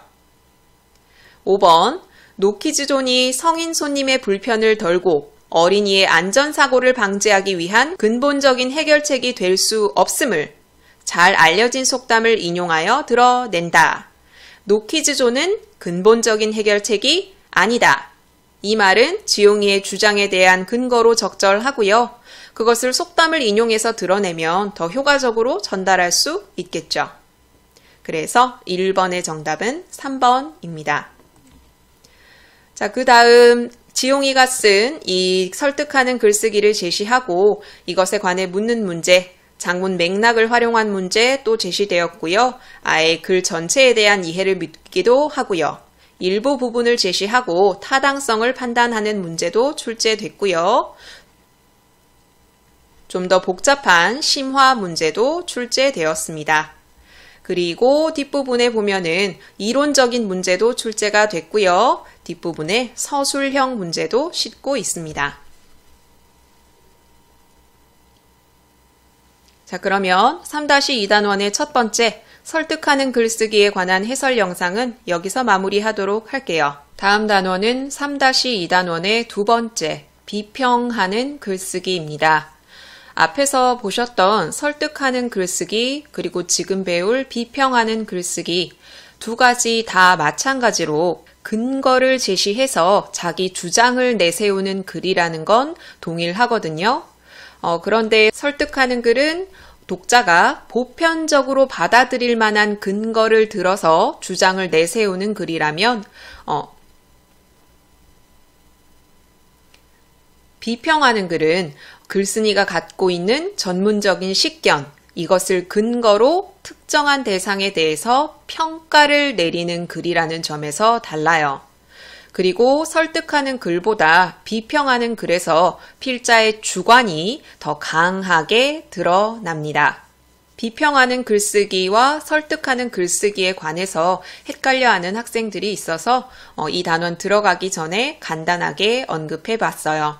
설득하는 글, 비평하는 글 둘 다 근거를 들어서 주장한다는 점은 같지만 비평하는 글이 설득하는 글보다 필자의 주관이 더 강하게 드러나고 특정 대상에 대해서 평가를 내리는 글이라는 점에서 다르다는 것 염두에 두시면 좋겠네요. 그러면 비평하는 글쓰기에서 어떤 유형이 많이 출제됐는지 출제 유형 베스트 점검하겠습니다. 이 단원에서는 비평하는 글쓰기에 관해서 이론적 내용을 묻는 문제가 가장 많이 출제됐습니다. 그런데 이 단원은 화법과 작문 다른 단원에 비해서 이론적 내용을 설명하는 부분이 상당히 짧아요. 얼마 안 되거든요. 그런데 이런 유형이 많이 출제됐다는 것은 여기에 나오는 이론적 내용 하나하나가 모두 선지에 활용됐다는 걸 의미하겠죠. 다른 단원도 마찬가지겠지만 이 단원은 여러분이 이 이론 내용을 훨씬 더 꼼꼼하게 공부하셔야 됩니다. 두 번째는 교과서 학습활동 1번에 실린 어떤 빵집에 관한 진영에 비평하는 글을 쓰는 과정에 관한 문제. 지금 배우실 단원이 비평하는 글쓰기인데 대부분 이런 경우에 학습활동에 비평문이 하나가 실리거든요. 그런데 이 단원에서는 비평문이 실린 것이 아니라 이 비평문을 쓰기 위해서 진영이라는 학생이 거치는 단계 중에 앞부분 3단계만 제시되어 있어요. 이게 바로 학습활동 1번에 실린 내용이고요. 그래서 3번과 같은 유형이 출제가 되는 건데 교과서 학습활동 2번에 보면 만 18세부터 선거권을 부여하자에 관련된 문제가 있어요. 만 18세부터 선거권을 부여하자라는 현안만 제시되어 있어요. 이 글은 제시되어 있지 않거든요. 그런데 이 단원에 비평문이 없다 보니까 이 글을 활용해서 그 글에 관한 문제가 출제가 됐어요. 여러분이 보시고 있는 이 자료 뒷부분에 이것에 관한 글을 싣고 있기 때문에 여러분이 이 자료를 통해서 그 글을 눈에 익혀두시는 게 좋겠네요. 이렇게 출제 유형 베스트 보시고 내가 어디에 초점을 둬서 공부해야 할까 틀을 세우시기 바랍니다. 그럼 생각 열기부터 보도록 할게요. 생각 열기에서는 간단한 내용이 제시되어 있어요. 어떤 남자와 여자가 영화를 보고 난 이후에 자기의 평을 제시하고 있는데 남자는 주인공 역을 맡은 배우의 연기에 대해서 평가를 하고 있고요. 여자는 이야기의 구성에 대해서 이야기를 하고 있습니다.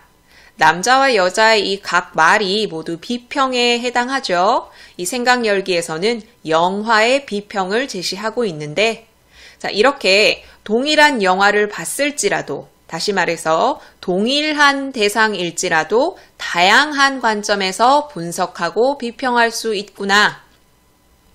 이걸 생각해 보세요 라는 이런 측면에서 이 생각 열기 활동이 나왔습니다.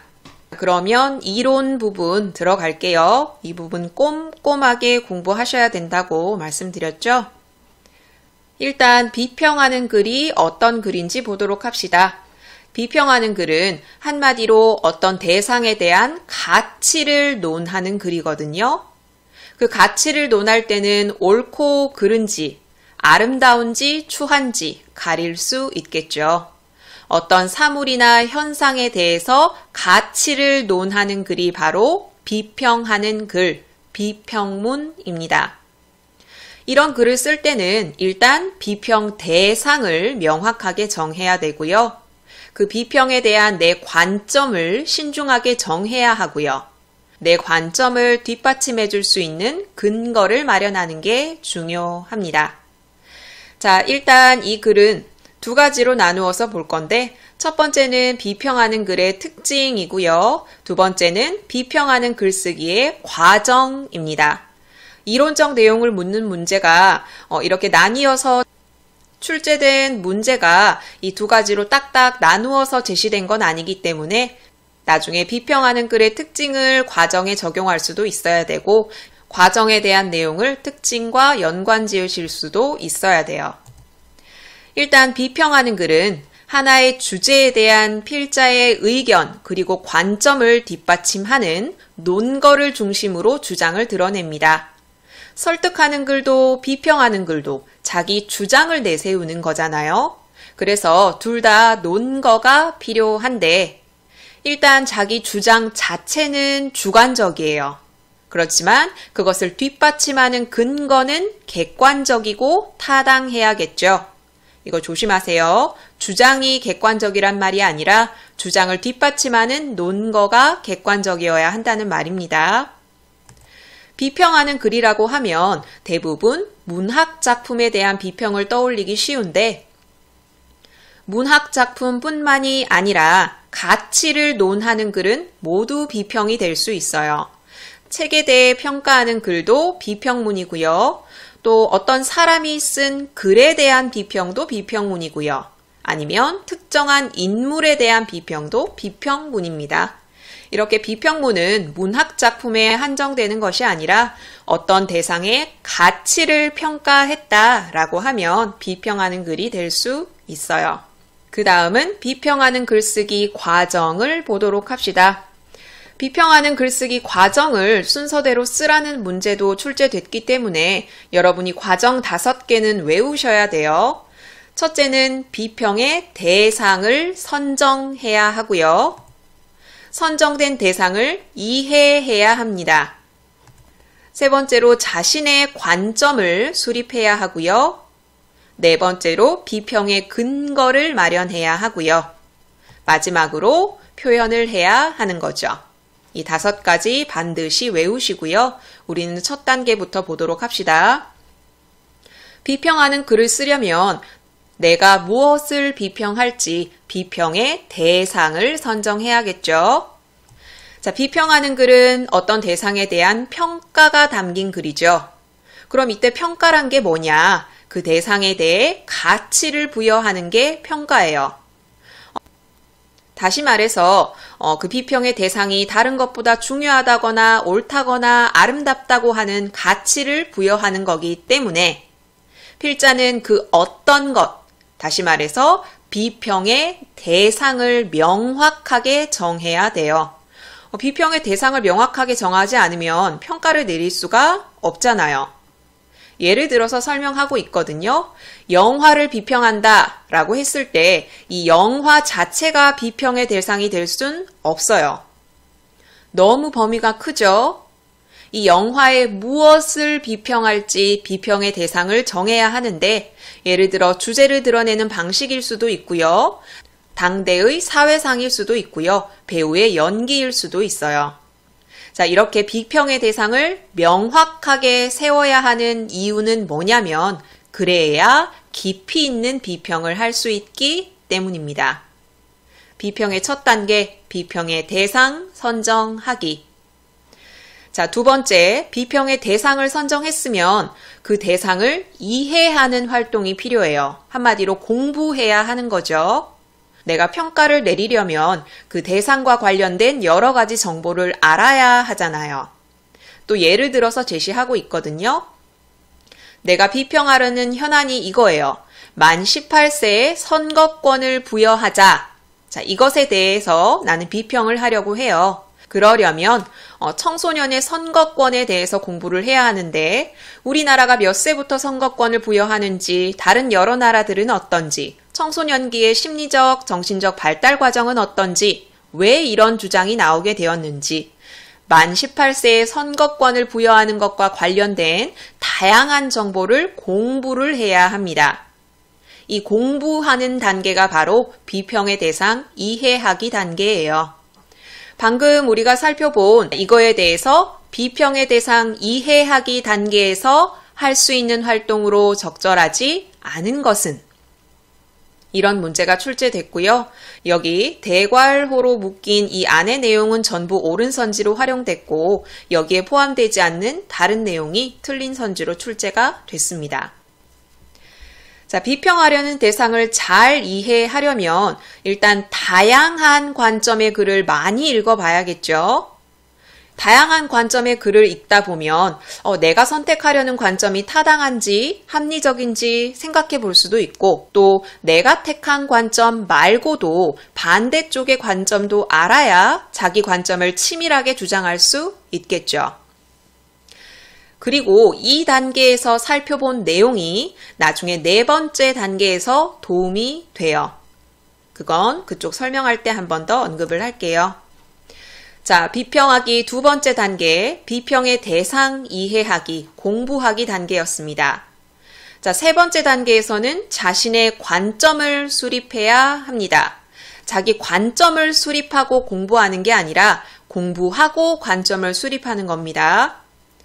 앞에서 이해한 내용을 바탕으로 자기 관점을 수립해야 되는데 이때 선택한 관점을 일관성 있게 유지해야 합니다. 그때그때 상황에 따라 바꾼다라는 내용이 틀린 선지로 출제되기도 했어요. 그런데 이런 관점을 수립할 때는 신중해야 합니다. 비평하는 글은 설득하는 글이죠. 그래서 어떤 독자는 자기 관점에 동의하지 않을 수도 있고요. 그리고 내가 선택한 관점 때문에 오해나 논쟁을 불러올 수 있기 때문에 자기 관점을 수립할 때는 조심해야 한다. 비평하는 글쓰기 3번째 단계, 자신의 관점 수립하기였습니다. 네 번째 단계는 비평의 근거 마련하기입니다. 두 번째, 세 번째, 네 번째 단계는 순서가 헷갈릴 수 있기 때문에 확실하게 알아두셔야 돼요. 비평하는 글은 대상에 대한 평가를 내 주장으로 내세우기 때문에 당연히 근거가 필요하다라고 말씀드렸죠. 이 근거를 마련할 때 어느 단계가 도움이 된다고요? 앞에서 봤던 두 번째 단계가 도움이 됩니다.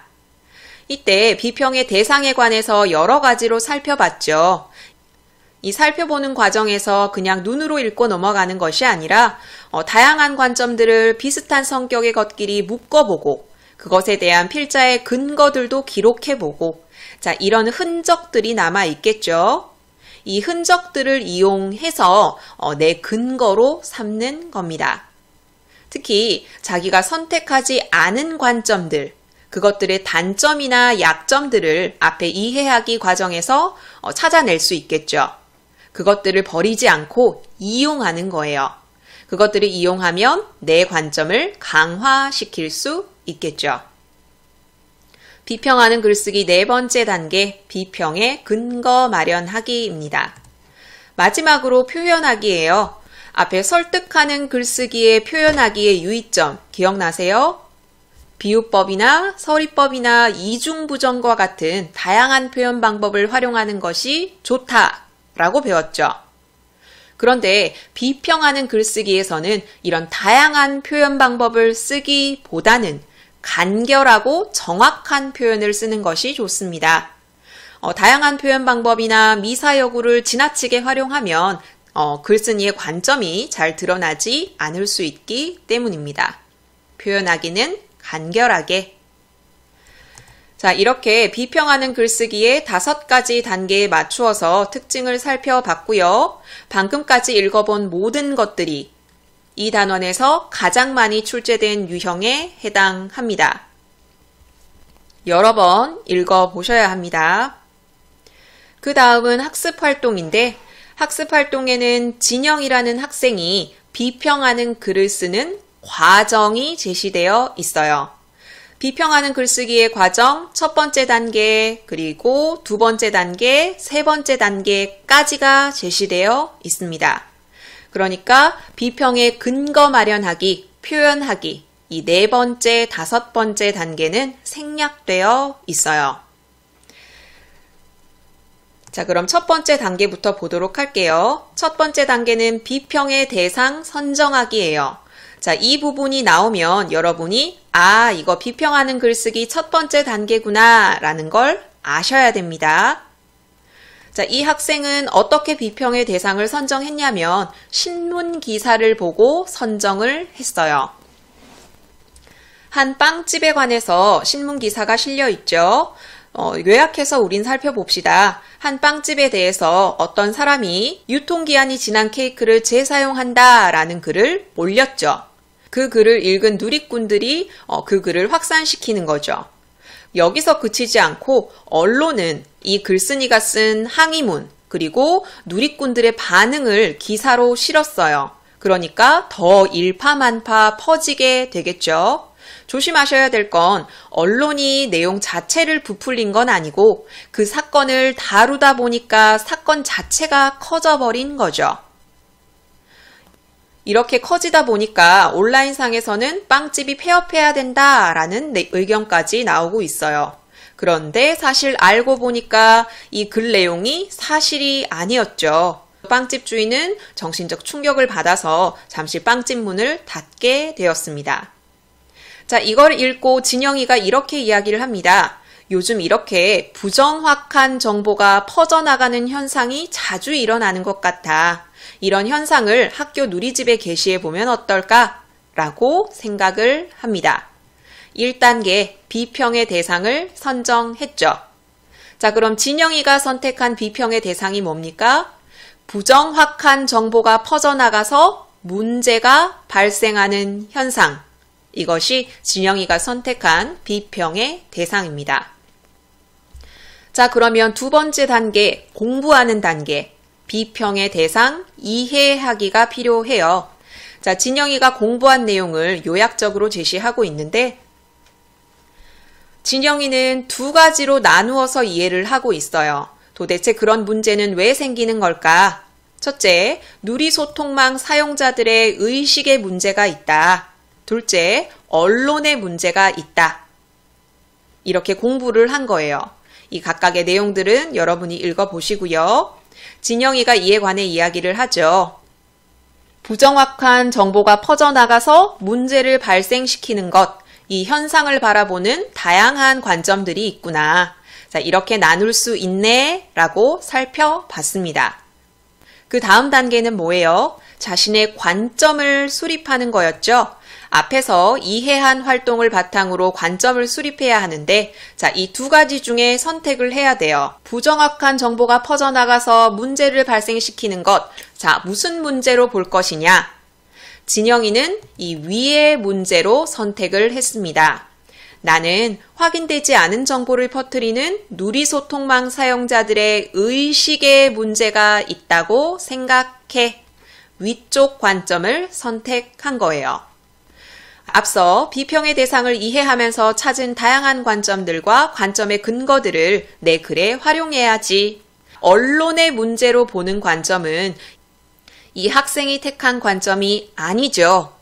그래도 이것에 관한 내용을 자기 글쓰기에 활용할 수 있는데 이것 그대로를 활용하는 것이 아니라 자기가 택하지 않은 관점의 약점, 단점, 문제점을 활용할 수 있어요. 진영이는 어떻게 이야기하냐면 언론의 문제로 이 사건을 바라보는 관점은 정확한 정보를 신중하게 전달해야 할 개인의 책임을 간과했다. 자, 이렇게 반박을 하는 거죠. 이런 식으로 내 글쓰기에 활용해야지 라고 말하고 있습니다. 여기까지 비평하는 글쓰기에 1, 2, 3단계가 제시되어 있어요. 비평문 자체가 제시되지 않았죠. 그래서 이 단원에서는 학습활동 두 번째 비평문 자체가 실린 건 아니고 화제만 던지고 있어요. 만 18세부터 선거권을 부여하는 것에 대한 찬반 논쟁. 그것에 대한 내용은 이 자료에서 싣고 있고요. 여기 이 글이 시험 문제에 그대로 출제가 됐거든요. 이걸 활용한 문제가 출제됐으니까 이 글을 미리 읽어보시는 게 좋겠죠. 뒤에는 빈칸 문제가 제시되어 있고요. 뒤에 이렇게 핵심 내용만 담은 부분도 실려 있습니다. 그러면 비평하는 글쓰기에 관한 문제 풀어볼게요. 출제 유형 베스트 점검했던 거 기억나세요? 출제 유형 베스트 1번이 뭐였죠? 이론적인 내용을 묻는 문제입니다. 자, 문제 유형 보시면 아시겠죠? 적절하지 않은 것은, 적절한 것은, 과정에 따른 방법으로 적절하지 않은 것은. 교과서의 지문 내용이 그대로 선지로 활용됩니다. 그 중에 우리 1번 풀어봅시다. 적절하지 않은 걸 찾으셔야 돼요. 정지 버튼 누르시고 답 찾아보세요. 같이 봅시다. 1번, 미사여구를 지나치게 사용하면 안 되고 간결한 표현을 사용해야 한다. 비평하는 글은 필자의 관점을 분명하게 드러낼 수 있기 위해서 미사여구를 지나치게 사용해선 안 되고 간결하게 표현해야 한다라고 살펴봤어요. 2번, 비평하는 대상을 명확하게 정해야 조금 더 깊이 있는 비평을 할 수 있다. 비평의 대상 정하기, 이게 첫 번째 단계였죠. 정확하게 정해야 하는 이유가 뭐였죠? 깊이 있는 비평을 하기 위해서. 이것도 교과서 지문 내용 그대로예요. 3번, 어떤 사물이나 현상에 대해 옳고 그름, 아름다움과 추함 등의 가치를 논하는 글이다. 비평하는 글에 대한 개념 그대로죠. 4번, 대상을 바라보는 다양한 관점의 글을 되도록 많이 읽어보고 대상을 잘 이해해야 한다. 이것은 비평하는 글쓰기 과정 두 번째, 비평의 대상 이해하기 단계에서 나왔죠. 다양한 관점의 글을 되도록 많이 읽어야 자기 관점을 수립하는 데 도움이 되고 나중에 근거를 모으는 데도 도움이 된다고 살펴봤어요. 그럼 정답은 5번인데 5번에 어디가 틀렸는지 살펴봅시다. 특정 대상에 대한 필자의 객관적 평가를 주장으로 내세우기 때문에 적절한 근거를 마련하는 것이 중요하다. 비평하는 글도 대상에 대한 평가를 주장하는 글이기 때문에 적절한 근거를 마련하는 게 중요해요. 그럼 어디가 틀렸을까요? 자기 주장은 객관적일 수가 없어요. 근거가 객관적이어야 되는 거지 주장이 객관적일 수는 없습니다. 주관적인 주장을 뒷받침하는 객관적 근거가 필요하다라고 이해하시면 되죠. 그래서 1번의 틀린 답은 5번입니다. 자, 이렇게 베스트 유형 첫 번째 하나 풀어보셨고 이런 유형이 굉장히 많아요. 이렇게 순서를 묻는 문제 서술형으로도 출제됐고요. 두 번째 유형은 빵집에 대한 이야기, 그 과정을 이렇게 가나다라로 나누어서 제시하고요. 각 부분에 대해서 묻는 문제, 그리고 종합적으로 묻는 문제도 있어요. 그리고 그 이외의 문제도 싣고 있고요. 뒤에 서술형 문제도 제시되어 있습니다. 그러면 3-2단원의 두 번째 비평하는 글쓰기 해설 영상은 여기서 마무리하도록 할게요. 다음 공부하실 단원은 3-2단원의 세 번째 건의하는 글쓰기입니다. 3-2단원의 마지막 단원인데 설득하는 글쓰기, 비평하는 글쓰기, 그리고 마지막 건의하는 글쓰기입니다. 이렇게 3-2단원의 세 단원은 공통적으로 설득을 목적으로 하는 글쓰기에 관해 공부하고 있는데요. 설득, 비평, 건의하는 글쓰기가 모두 시험 범위에 포함될 경우는 그 특징이 헷갈릴 수 있기 때문에 각각의 특성을 확실하게 구분 지으실 수 있어야 돼요. 단원을 한꺼번에 공부하다 보면 특성을 바꿔서 이해하는 경우가 있거든요. 조심하시기 바랍니다. 자, 그럼 건의하는 글쓰기 어떤 유형이 많이 출제됐는지 출제 유형 베스트 점검하겠습니다. 각 단원에는 각각의 예문이 실려 있죠. 설득하는 글에 예문이 있고 비평하는 글의 예문 같은 경우는 지문에 실려 있지 않아서 학습 활동을 활용한 예문이 출제됐고요. 건의하는 글쓰기도 이 글에 예문이 하나 실려 있죠.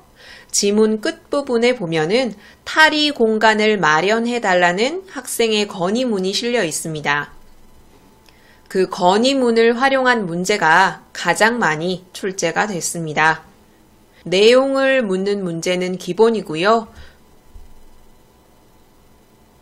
건의하는 글의 형식에 대해서도 묻고 제목을 수정하거나 글의 끝부분을 생략해놓고 그 생략된 부분에 들어갈 말을 묻는 그런 문제도 출제되기도 했어요.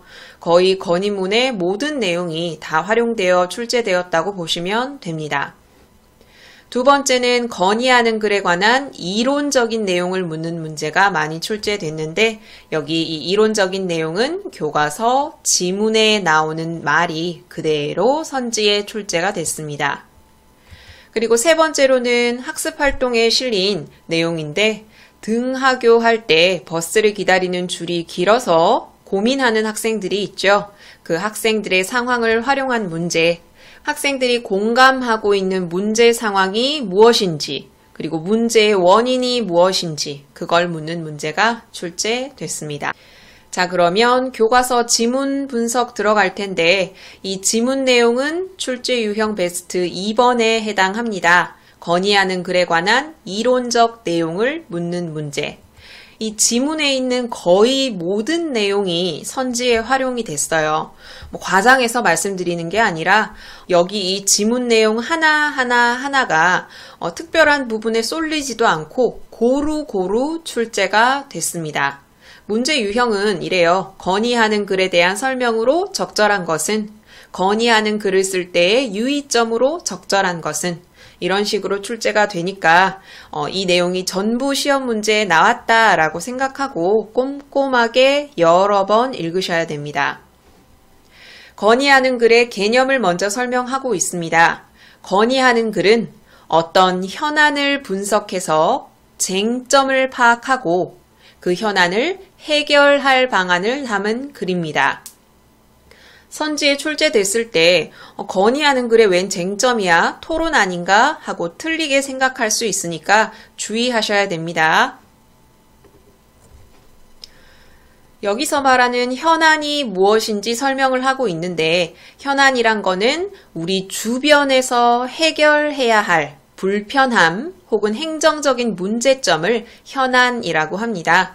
현안의 사전적인 의미보다는 조금 더 구체적으로 설명을 하고 있죠. 해결해야 될 문제라고 생각하시면 돼요. 건의하는 글을 쓸 때는 자기 글이 지닌 사회적 영향력을 인식해야 하고요. 또 실현이 가능한 해결 방안을 제시해야 합니다. 자, 그럼 건의하는 글의 특징 보도록 할게요. 건의하는 글이 설득하는 글이나 비평하는 글과 다른 점은 글을 읽는 대상이 상당히 구체적이라는 것이다. 방금 읽은 이 글을 읽는 대상에 관한 내용은 선지에서 제일 많이 활용된 부분이에요. 건의하는 글은 독자가 구체적이다, 특정한 독자다. 이걸 활용해서 그대로 옳은 선지로 출제하기도 했고요. 이걸 바꿔서 건의하는 글의 독자는 불특정 다수이다, 관심 있는 사람 모두이다. 이런 내용이 틀린 선지로 출제가 됐습니다. 건의하는 글은 설득하는 글, 비평하는 글과 마찬가지로 설득을 목적으로 하죠. 이건 공통점이에요. 그렇지만 차이점이 독자가 구체적이라는 점. 예를 들어 설명하고 있죠. 안전하게 운전하자라는 주제로 설득하는 글을 썼다면 독자가 일반적인 운전자일 텐데, 건의하는 글은 특정한 독자, 예를 들어서 도시계획을 담당하는 지방정부 관계자, 이렇게 독자를 아주 특정해서 구체적으로 지목하고 있어요. 독자의 범위가 좁다, 독자가 구체적이다, 독자가 특정하다. 건의하는 글의 특징입니다. 두 번째는 건의하는 글을 쓰는 방법을 알아볼 텐데, 방법 5가지가 나오거든요. 그 5가지가 고루 선지에 다 활용이 됐습니다. 자, 건의하는 글은 필자가 요구하는 바를 독자에게 전달하고 그 독자의 행동을 촉구해서 문제 상황을 해결하는 게 목적이죠. 건의하는 글을 쓰는 방법 첫 번째, 문제 상황의 심각성에 대한 독자의 공감을 이끌어내야 합니다. 아, 지금 이 글쓴이가 나한테 건의한 내용이 심각하구나, 해결해야겠구나, 이런 공감을 이끌어내야 읽는 사람이 문제를 해결해야겠다는 의지를 갖게 되기 때문입니다. 여기서 공감을 이끌어내기 위해서 감정을 자극하여 동정에 호소하는 방법도 동원할 수 있어요. 왜 논리적인 글에서는 동정에 호소하는 것보다 합리적이고 타당한 근거를 대는 게 중요하다, 이렇게 배웠기 때문에 동정에 호소하는 거 틀리지 않았나? 라고 생각하기 좋거든요. 독자의 공감을 유도하기 위해서는 이런 방법도 활용할 수 있구나 라고 생각하셔야 합니다. 두 번째, 문제를 해결하기 위한 방안이나 요구사항을 구체적으로 표현하는 것이 중요합니다.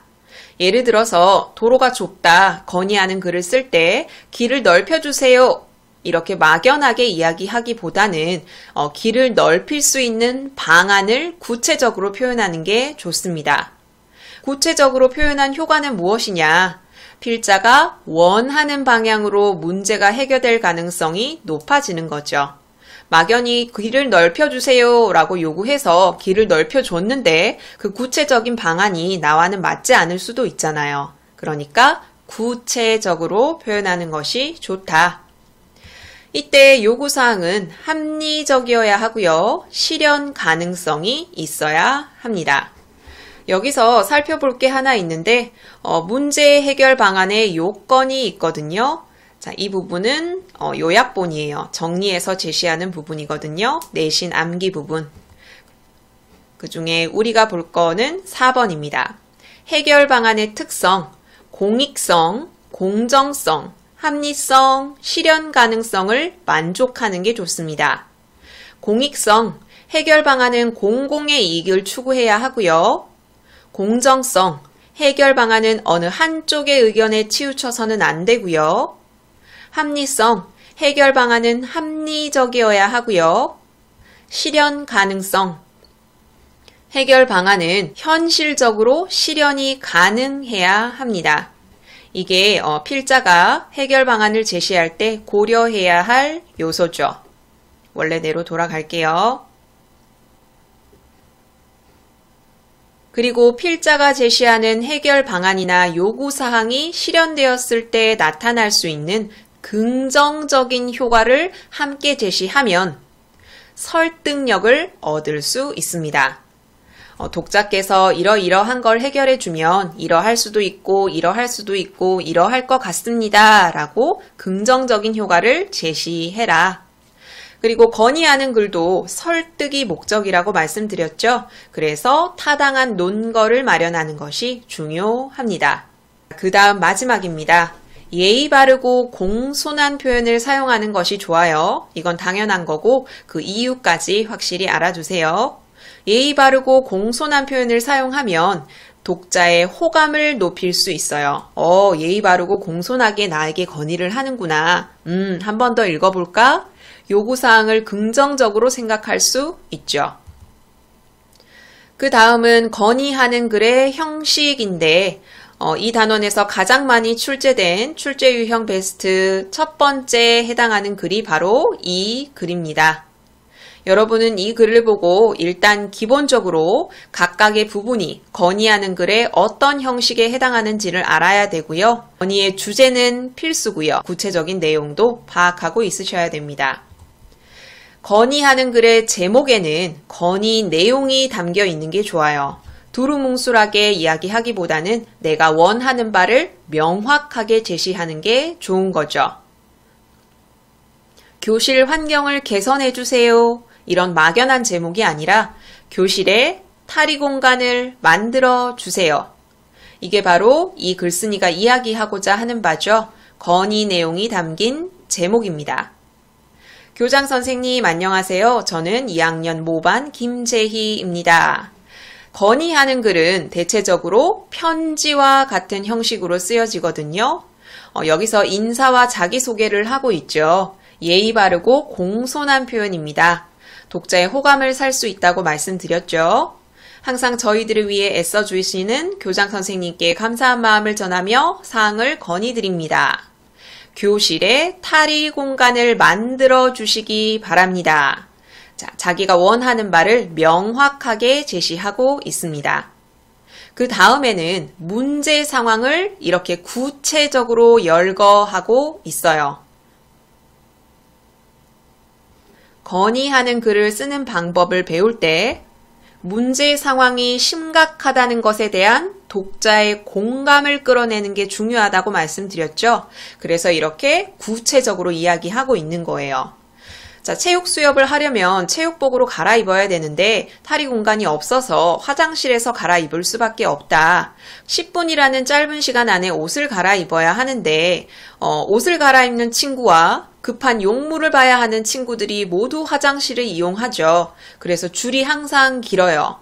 때문에 체육 수업에 늦는 학생들이 많고 심지어는 화장실을 이용하려다가 종이 쳐서 용물을 보지 못하는 친구도 있다. 이 부분은 문제 상황을 제시하는 부분입니다. 독자의 공감을 유도하기 위한 부분이에요. 자, 그 다음 부분, 그 다음 문단은 해결 방안이나 요구사항을 제시하는 부분이에요. 자, 그리고 요구사항이 실현됐을 때 나타나는 긍정적인 효과도 같이 제시하고 있거든요. 자, 이렇게 같이 제시하면 설득력을 얻을 수 있다고 공부했죠. 자, 탈의 공간이 마련된다면 옷을 빨리 갈아입을 수 있어서 체육 수업에 늦지 않을 수 있고요. 화장실 이용도 더 편해질 수 있어요. 자, 그리고 마지막 부분에 저희를 위해 이 문제를 꼭 살펴봐 주시기를 다시 한번 부탁드립니다. 건의 내용을 한 번 더 강조하고 있죠.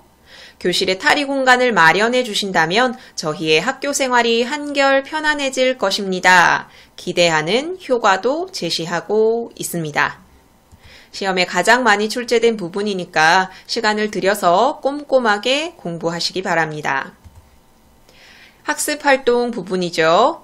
학습활동에서도 어떠한 문제 상황이 제시가 되어 학생들이 공감하고 있는 문제 상황이 뭔지, 그리고 학생들이 생각하는 그 문제의 원인이 무엇인지 살펴봅시다.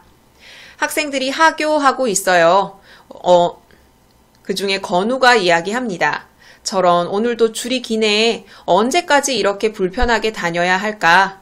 지금 이 세 학생이 이야기하고 있는데 버스 정류장에 줄이 이렇게 길게 서 있는 모습을 보고 이렇게 이야기하고 있는 겁니다.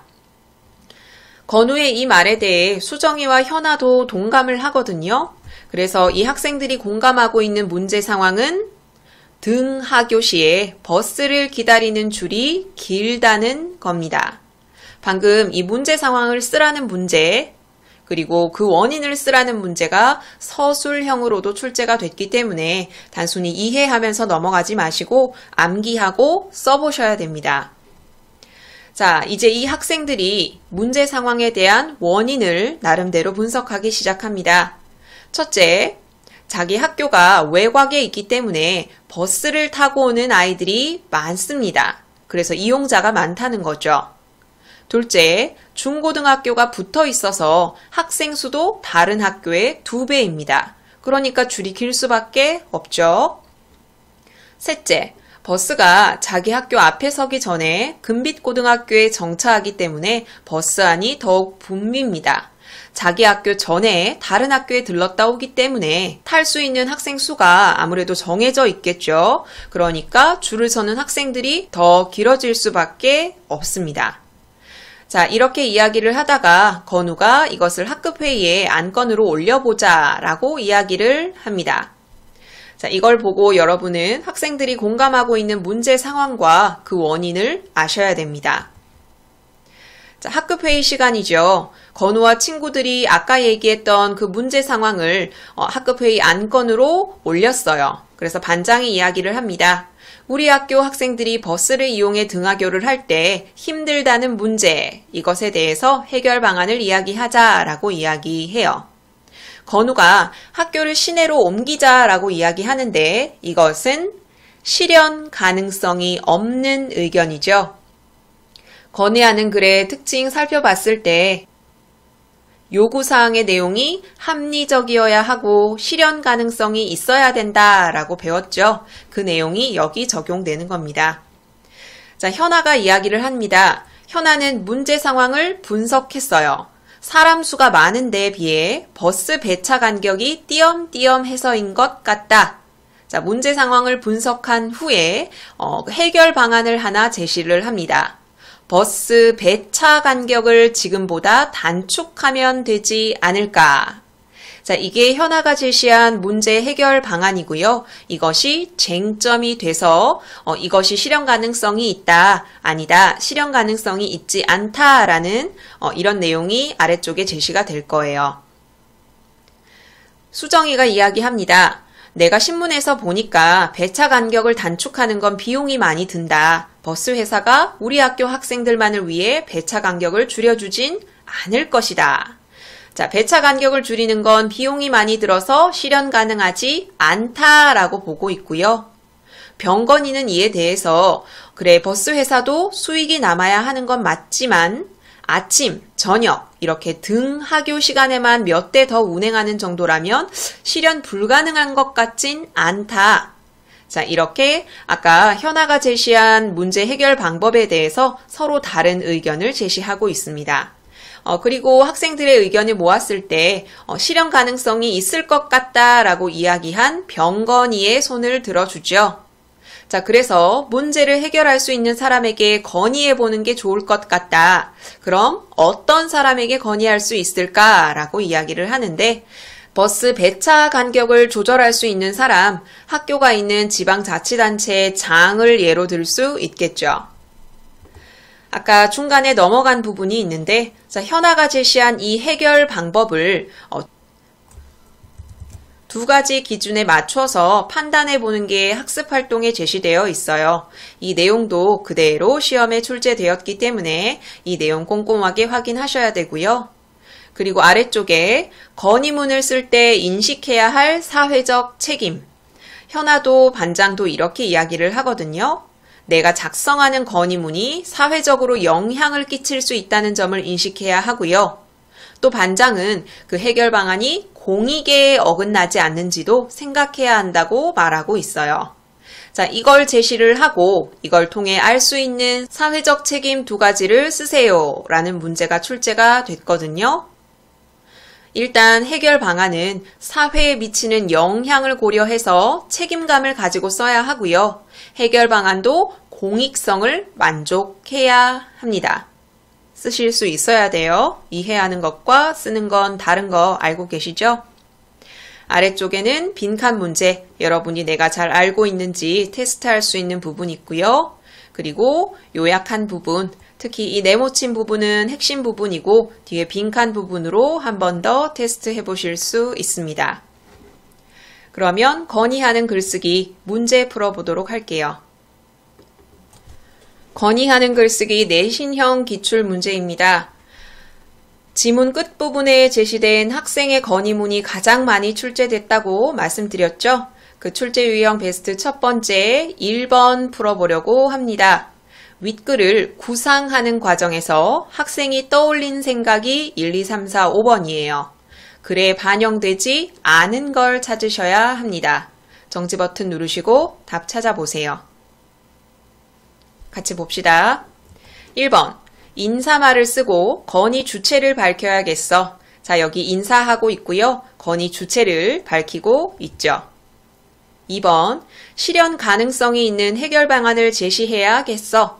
교실에 탈의 공간을 만드는 건 충분히 실현 가능성이 있는 해결 방안이죠. 3번, 문제가 해결되었을 때 기대되는 효과를 밝혀야겠어. 여기 이 진한 표시된 이 부분이 기대되는 효과죠. 4번, 주변에서 접할 수 있는 다른 학교 사례를 들어야겠어.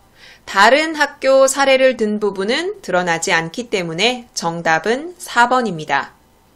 5번, 우리 학교 학생들이 겪고 있는 문제 상황을 구체적으로 자세하게 설명해야겠어. 여기 두 번째 문단에 자세하게 설명하고 있죠. 그래서 1번의 답은 4번입니다. 자, 이 건의문에 관한 문제가 가장 많이 출제되었고요. 그리고 두 번째, 건의하는 글에 대한 이론적인 문제.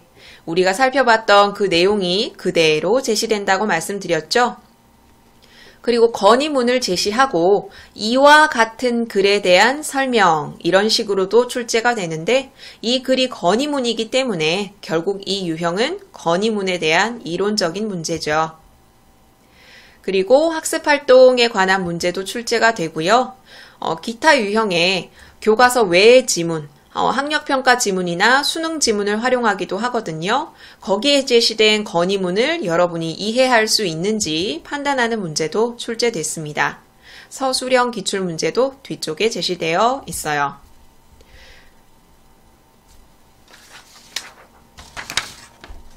자, 여기까지 3단원의 1단원과 2단원의 해설 영상을 마무리하도록 할게요. 이 모든 자료는 나무아카데미 홈페이지에서 이용하실 수 있습니다. 구독 버튼 누르시면 나무아카데미에서 제공하는 양질의 자료들 제공받으실 수 있습니다.